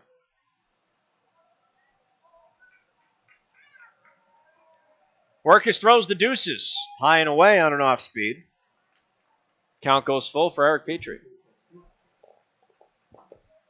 Timmy Paris, 1 for 2 with a ribby single and a strikeout is on deck. 2 outs and a man on third. Payoff pitch to Petrie. Swung on and drilled high in the air, but foul and out of play. Left field side, and the count will hold full.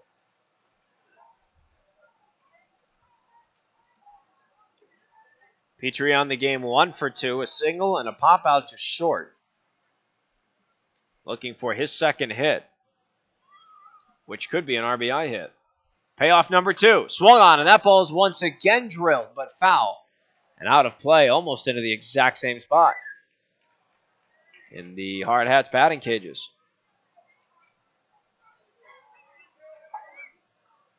3 balls, 2 strikes, still the count to Petrie. We are looking at a third payoff pitch from Cole Workus.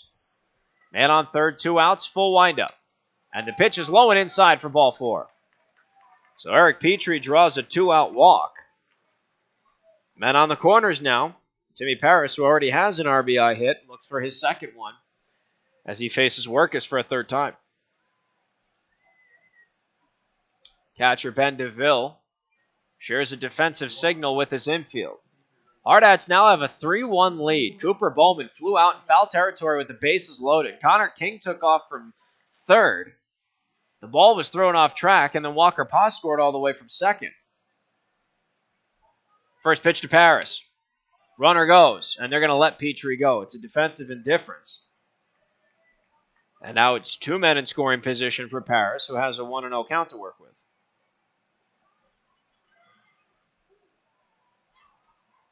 Here comes the 1-0. Pitch is fouled by Paris, and the count evens up at 1-1.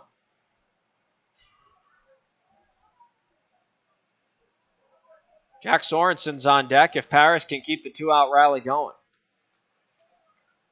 1-1. Just missed outside on, looked like a changeup. 2 balls and a strike to count.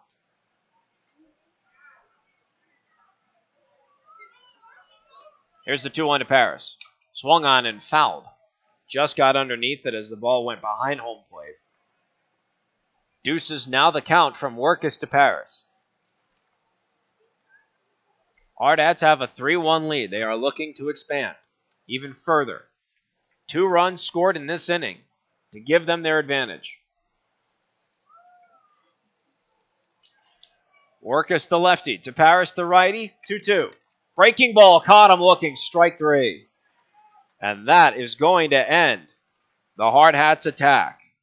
Well, they scored 2 runs, and they do so on the power of 1 hit. No errors were charged to Watertown. 2 men were left on the base path, both in scoring position. 5 full innings are in the books. The Hardhats now have a 3-1 lead. As Trey Eberline, I believe, now comes out onto the mound for the Hardhats. We'll have to double-check a license plate, and we'll have that confirmation for you in just a few moments. If it is the young Eberline, he'll face the meat of the order. 4, 5, and 6 for Watertown, Kaufman, Schmidt, and Gabriel. We'll be right back in a few moments, folks, here on the official web stream of your Post 22 Hardhats on Hardhats-TV, found on post22baseball.com. 300 pediatric experts in 35 specialty areas, Sanford Children's offers the care that matters to your family. At the Castle of Care, we are committed to bringing in the latest and most advanced technology and services to care for your children. And having the largest team of specialists in the region means your child can receive expert, individualized care close to home.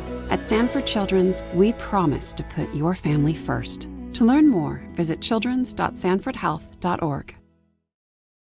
With more than 300...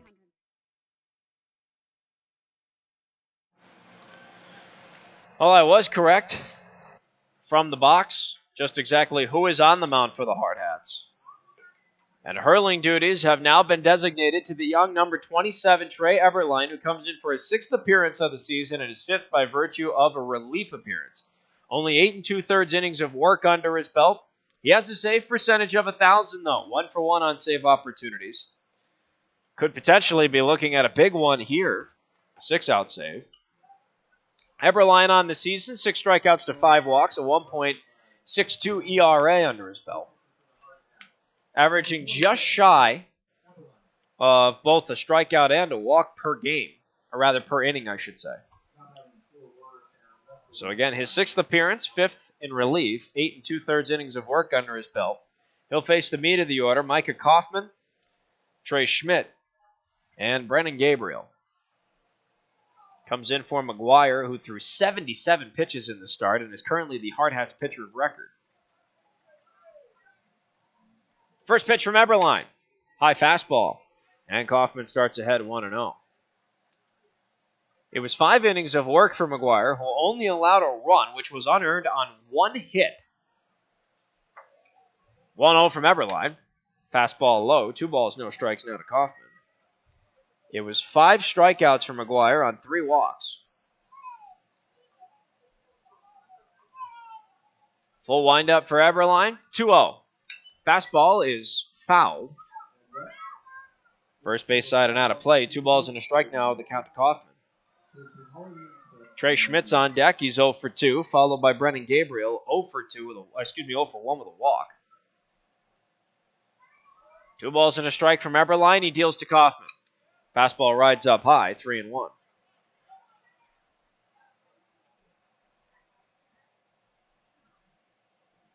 Depending on Eberline's result of his next pitch, we're going to bring up a talking point that Tom hashes a lot. 3-1 is low for ball 4, and now that tees me up. Tom, you talk about the leadoff walk, and in 6 innings pitched by the Hardhats, 4 leadoff batters have been allowed that free pass with a base on balls.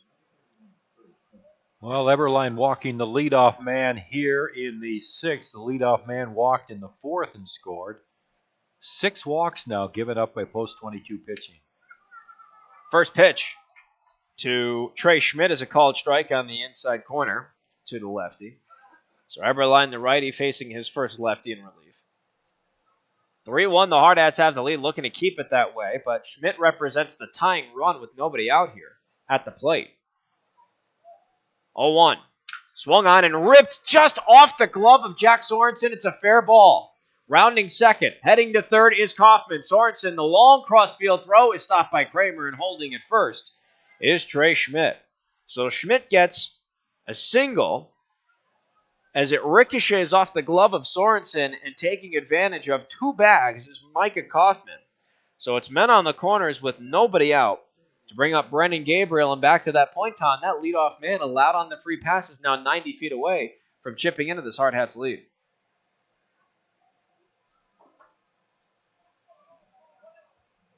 So now here comes Brendan Gabriel, the lefty, 0 for 1 with a strikeout and a walk.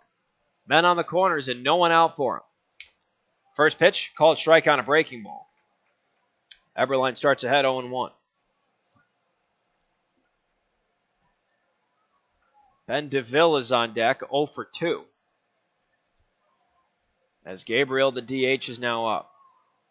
0-1 from Eberlein. Breaking pitch just missed inside. Ball on a strike now the count. On first with a single, Trey Schmidt. Led on the base path by virtue of a leadoff walk, Micah Kaufman. He is on third. Hardhats with a 3-1 lead and no one retired. Top of the sixth. Next pitch is an off-speed pitch that's called on the outside corner. Ball and 2 strikes now from Eberlein to Gabriel.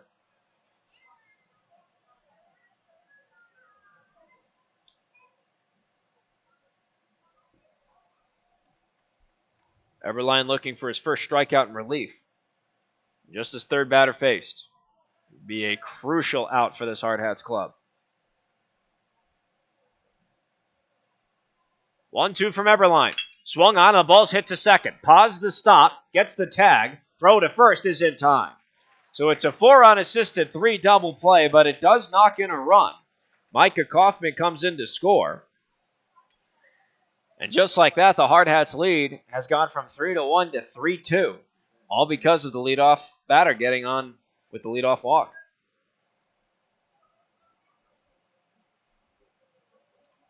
So now the base path is empty. It brings up Ben DeVille.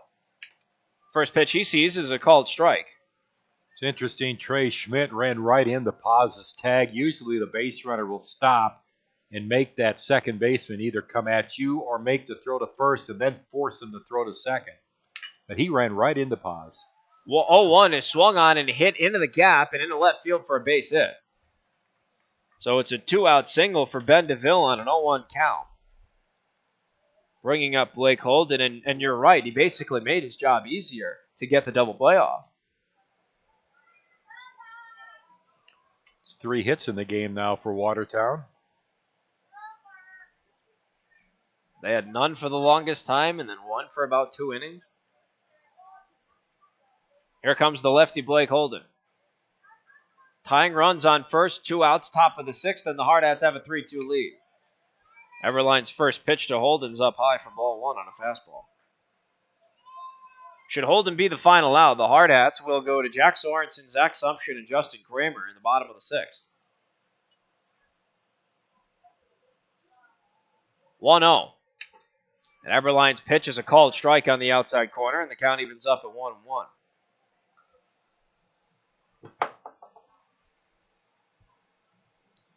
Two runs, 3 hits, an error for Watertown. 3 runs, 6 hits, 2 errors for the Hardhats. 2 outs, top of the 6th. 1-1 from Eberlein.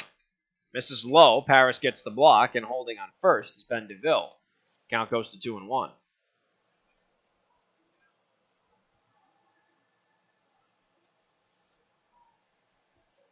On deck is Braden Shriver, the left-handed hitting 9-hole hitter. 0 for 2 with a strikeout. Eberlein checks to first. It's not there in time. 16 pitches for Eberlein in relief. This is his first inning in relief of Kyle McGuire.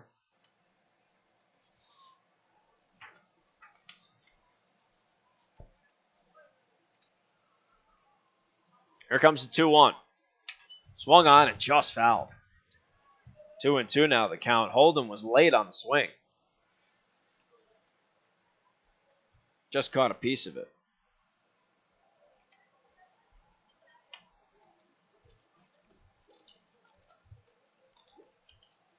Two balls, 2 strikes to count.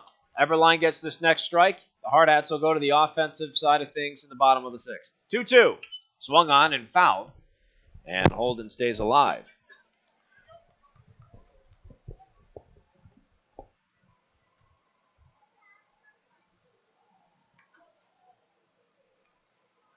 So 2 balls, 2 strikes.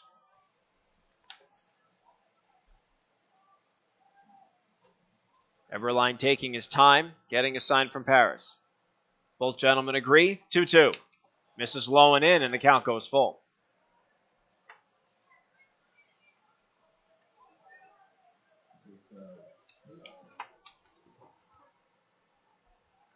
So a big payoff pitch here for Eberline. He can either end this inning or perpetuate it in extra batter. All depends on what he throws. 3-2. Swung on and ripped right back to Jack Sorensen at first. He touches the bag, and the 3 unassisted put out will end the top half of the 6th. The Hardhats give up a run on the power of 2 hits with no defensive errors charged to post 22. 1 man left on the base path. 5.5 innings are in the books. Hardhats still have the lead. However, it is a little more narrow now. It's at 3-2. Theoretically, they have one last chance to expand upon it. The bottom of the 6th, Jack Sorensen, Zach Sumption, Justin Kramer due up. We'll be right back on the official web stream of Post 22 Hardhats Baseball. You're on Hardhats-TV, found on post22baseball.com. Home run when you're hitting singles and doubles all day. Consistency wins games, and it's key to helping achieve your retirement goals. At Weitzel Financial Group, they believe they're there to help with your own ideals and goals. Head toward your field of dreams. Call Weitzel Financial Group for a consultation at 348-1152. Kurt Weitzel is a registered representative and investment advisor representative with and offers securities and advisory services through Commonwealth Financial Network member FINRA SIPC, a registered investment advisor. Weitzel Financial Group, 817 9th Street, Rapid City, South Dakota, 57701.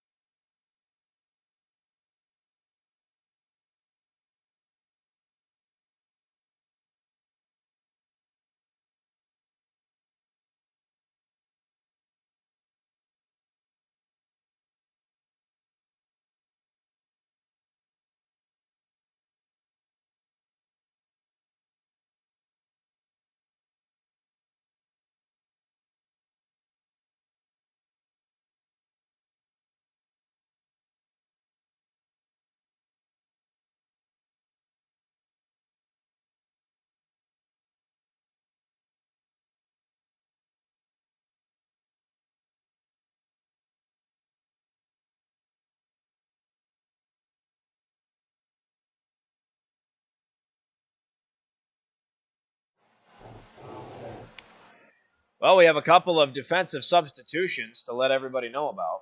We'll get to those in just a few moments. We have a first pitch dealt to Jack Sorensen. Sorensen starts behind 0-1. And quickly his count evens to a ball and a strike. So now on the mound for Watertown is Tom Benner. He's moved from second base to the mound. John Day has moved from center field to second, and from the mound to center field is Cole Workus. 1-1 to Sorensen, swung on and missed, and now he's behind 0-2.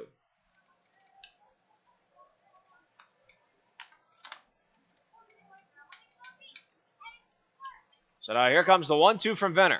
Way outside, and the count evens up 2-2. Sorensen, Sumption, and Kramer due up. In the bottom half of the 6th, the Hardhats have a 3-2 lead. Numbers across the board for Watertown, it's 2 runs, 3 hits, and an error. And the Hardhats, 3 runs, 6 hits, and a pair of errors. 2-2. Swung on, and that ball is hit high in the air to center field. Workus is tracking back, and he makes the catch. Just shy of the warning track. Good power from Jack Sorensen. However, he is retired on an F8. 1 up, 1 down will bring us to Zach Sumption. Sumption on the game 1 for 2 with a single, a stolen base, and a fly out to center field. First pitch from Venner. Breaking pitch, called strike at his knees. 0-1 the count to Sumption. Venner works just as fast as Workus does. 0-1 is a breaking ball called on the outside corner. Just like that, it's 0-2 to Sumption. So no balls, 2 strikes, base is empty for Sumption. And the 0-2 missed outside, tried to get Sumption to fish, and he didn't go for it. So 1-2 the count here with 1 out, bottom of the 6th, and the Hardhats up 1. 1-2. Swung on and missed, strike 3. So that's the first strikeout in relief for Venner. Quickly for him, 2 up, 2 down, brings us to Justin Kramer. Number 14, Justin Kramer.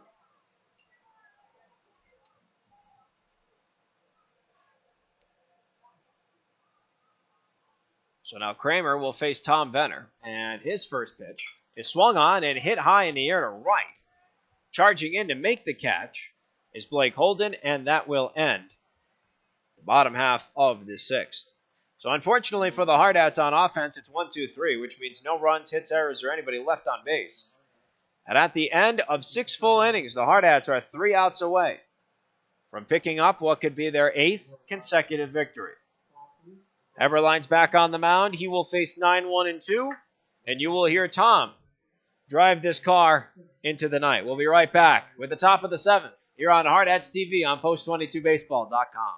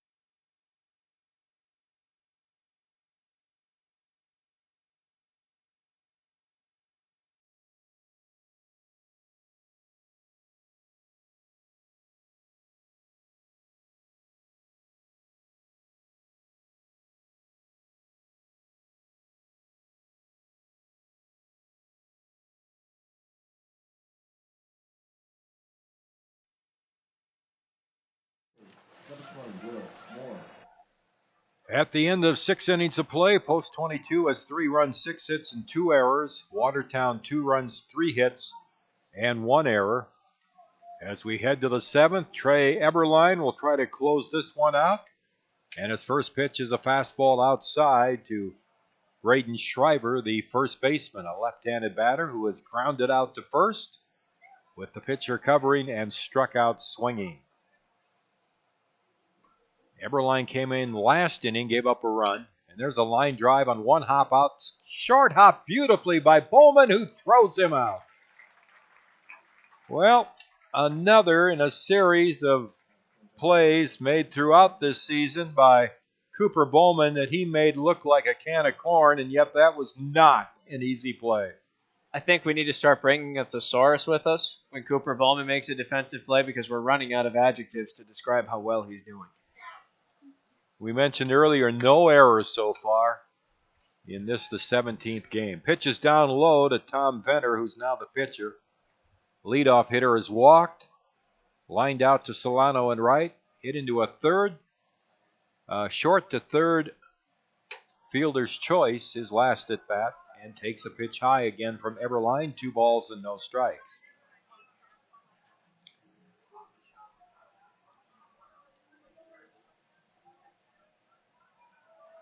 And the 2-0 pitch.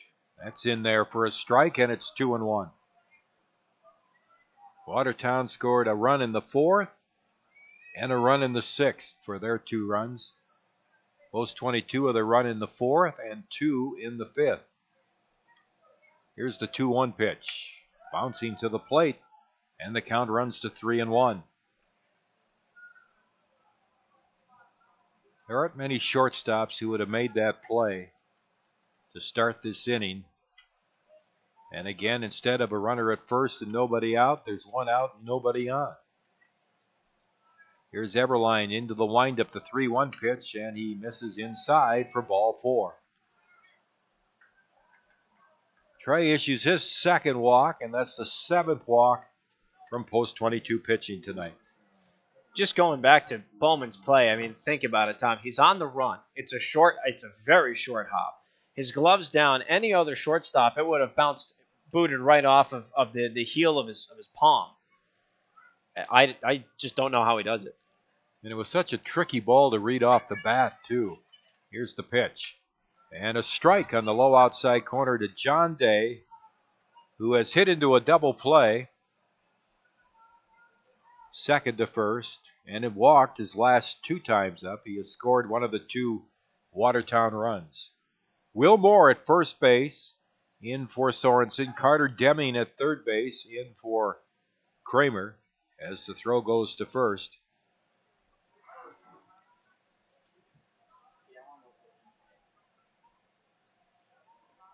No balls and a strike. 3-2, post 22 leading. Top of the 7th. High and tight with a fastball.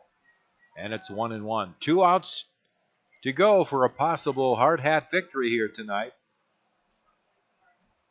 But we all know those last outs in the last inning are always the toughest. Here's the set by Eberline. And the right-hander's pitch. Check swing at a breaking ball. It's a strike. He went over halfway. And it's 1 ball and 2 strikes. Alex Gower, the number 3 hitter, is on deck. 1-2. Eberline ahead on the count. Steps off the rubber.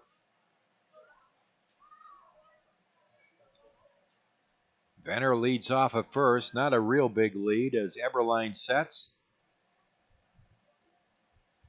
Here's the pitch. Low and outside. Blocked by Timmy Paris. Count is 2 balls and 2 strikes.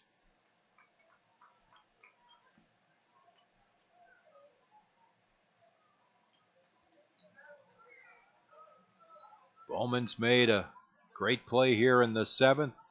Connor King made a superb catch earlier in the game. Couple of double plays started by Walker Paz. Pitches high for a ball. And he's run the string out now. It's 3-2 on Day.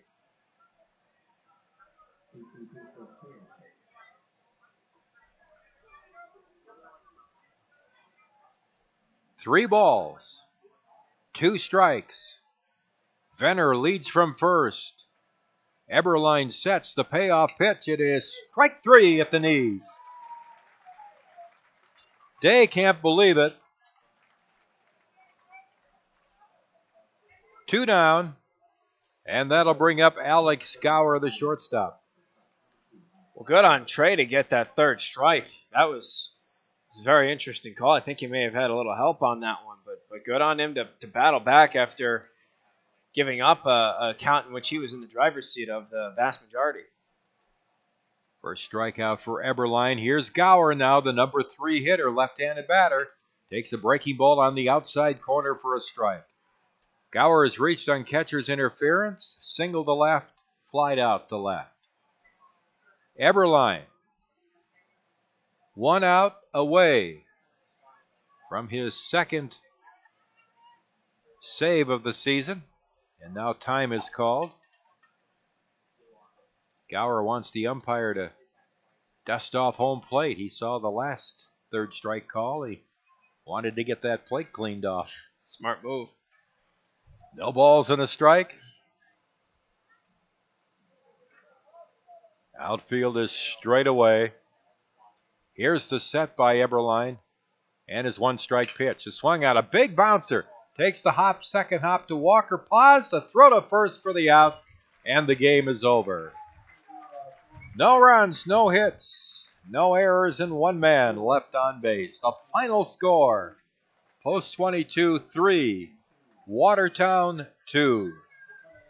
You're watching Post 22 baseball here on Hardhats-TV. Mark Benetti and I will return and wrap this one up in just a moment.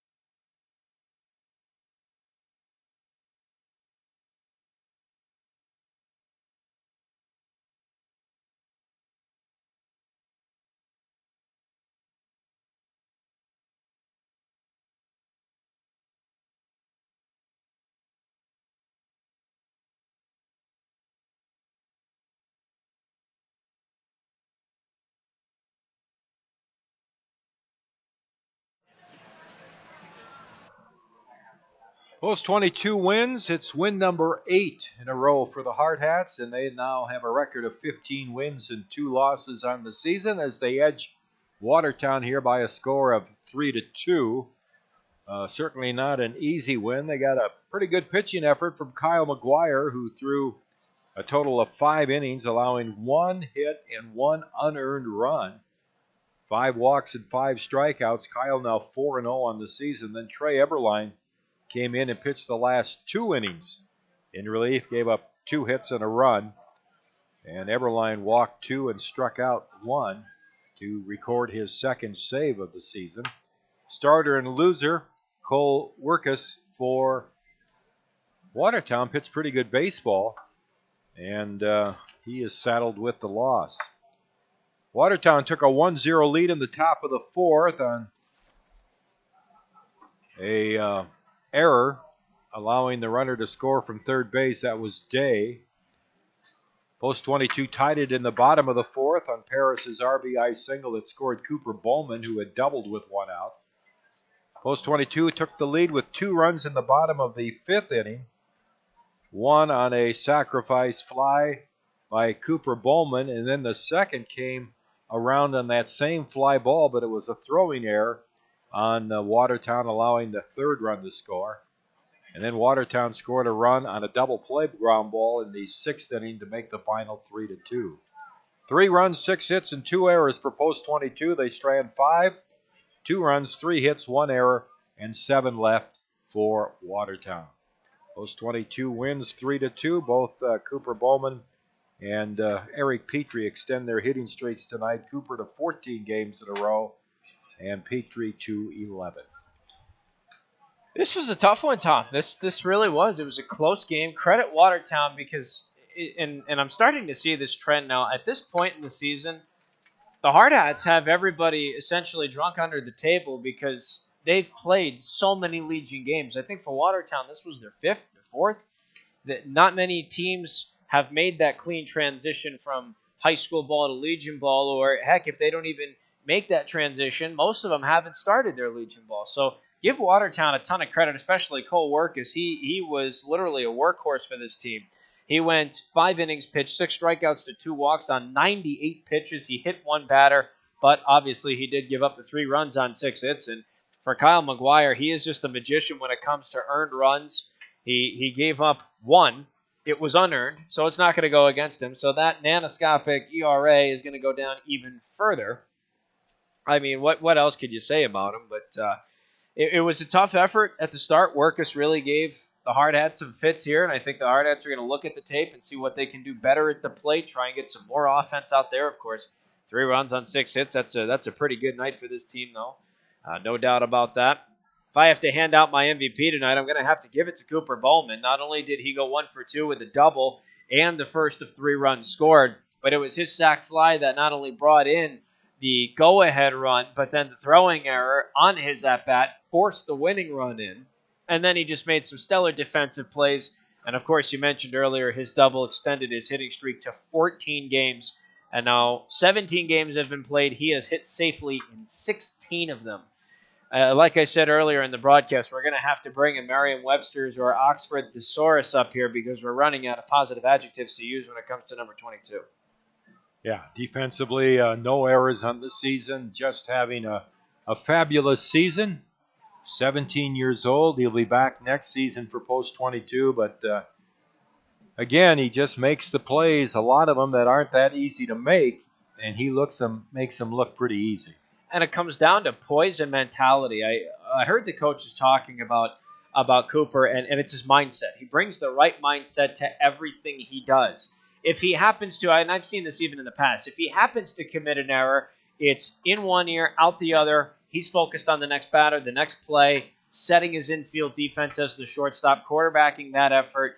He brings the right mindset, the right approach, the right preparation. He does it all both on and off the field, and it shows in how he succeeds with this team. He's the second best hitter on the team. He hasn't been caught stealing yet, 13 out of 13 on the season. Like you mentioned, defensively, not a single error to talk about. There's not much more you can say that hasn't already been said. Everything that he does off the field prepares him properly for on the field, and everything he does on the field structures how he prepares off the field to become even better than he already is. Well, we're not quite sure what the status of tomorrow night's game is. We are scheduled to play Harrisburg at 7:30. The Expos were scheduled to play at 5, and then the varsity 22s at 7:30 tomorrow night. Harrisburg had come out to play us tomorrow night and then to play Douglas on Saturday. However, that game has been canceled, so Harrisburg wasn't very enthusiastic about coming out here just to play the one game tomorrow. So we'll kind of see what happens. Sorry, we don't have any definite answer for you right now. If there is a game tomorrow night, we'll have it here on Hardhats-TV, also on ESPN Radio, 1340 AM, FM 105.7. Saturday, we know we'll be on the air at 7 p.m. with the Post 320 game over across the parking lot at the Post 320 field. That's a 7 o'clock game. And then on Sunday afternoon, we're back just to Hardhat-TV with Scotts Bluff here at 3:30. So that's the schedule. And you can just check the Post 22 Facebook site tomorrow. We'll have the information, or tonight if we can find out anything about the status of tomorrow's game. You can check Facebook, also the Post 22 website for an update on that. Should be a very busy weekend of baseball. Whether or not we do play tomorrow night, it should be a very fun weekend of baseball, I think. I'm very much looking forward to what Saturday night has in store, because we all know last Friday's 22-320 matchup was a tad bit of a gong show on multiple fronts. So should be interesting to see how both teams prepare and get ready to rock and roll for another rivalry showdown Saturday night. Thank you very much, Mark. Good night. Good night. We will see you guys hopefully tomorrow. If not, we'll see you Saturday at Pete Lean Field.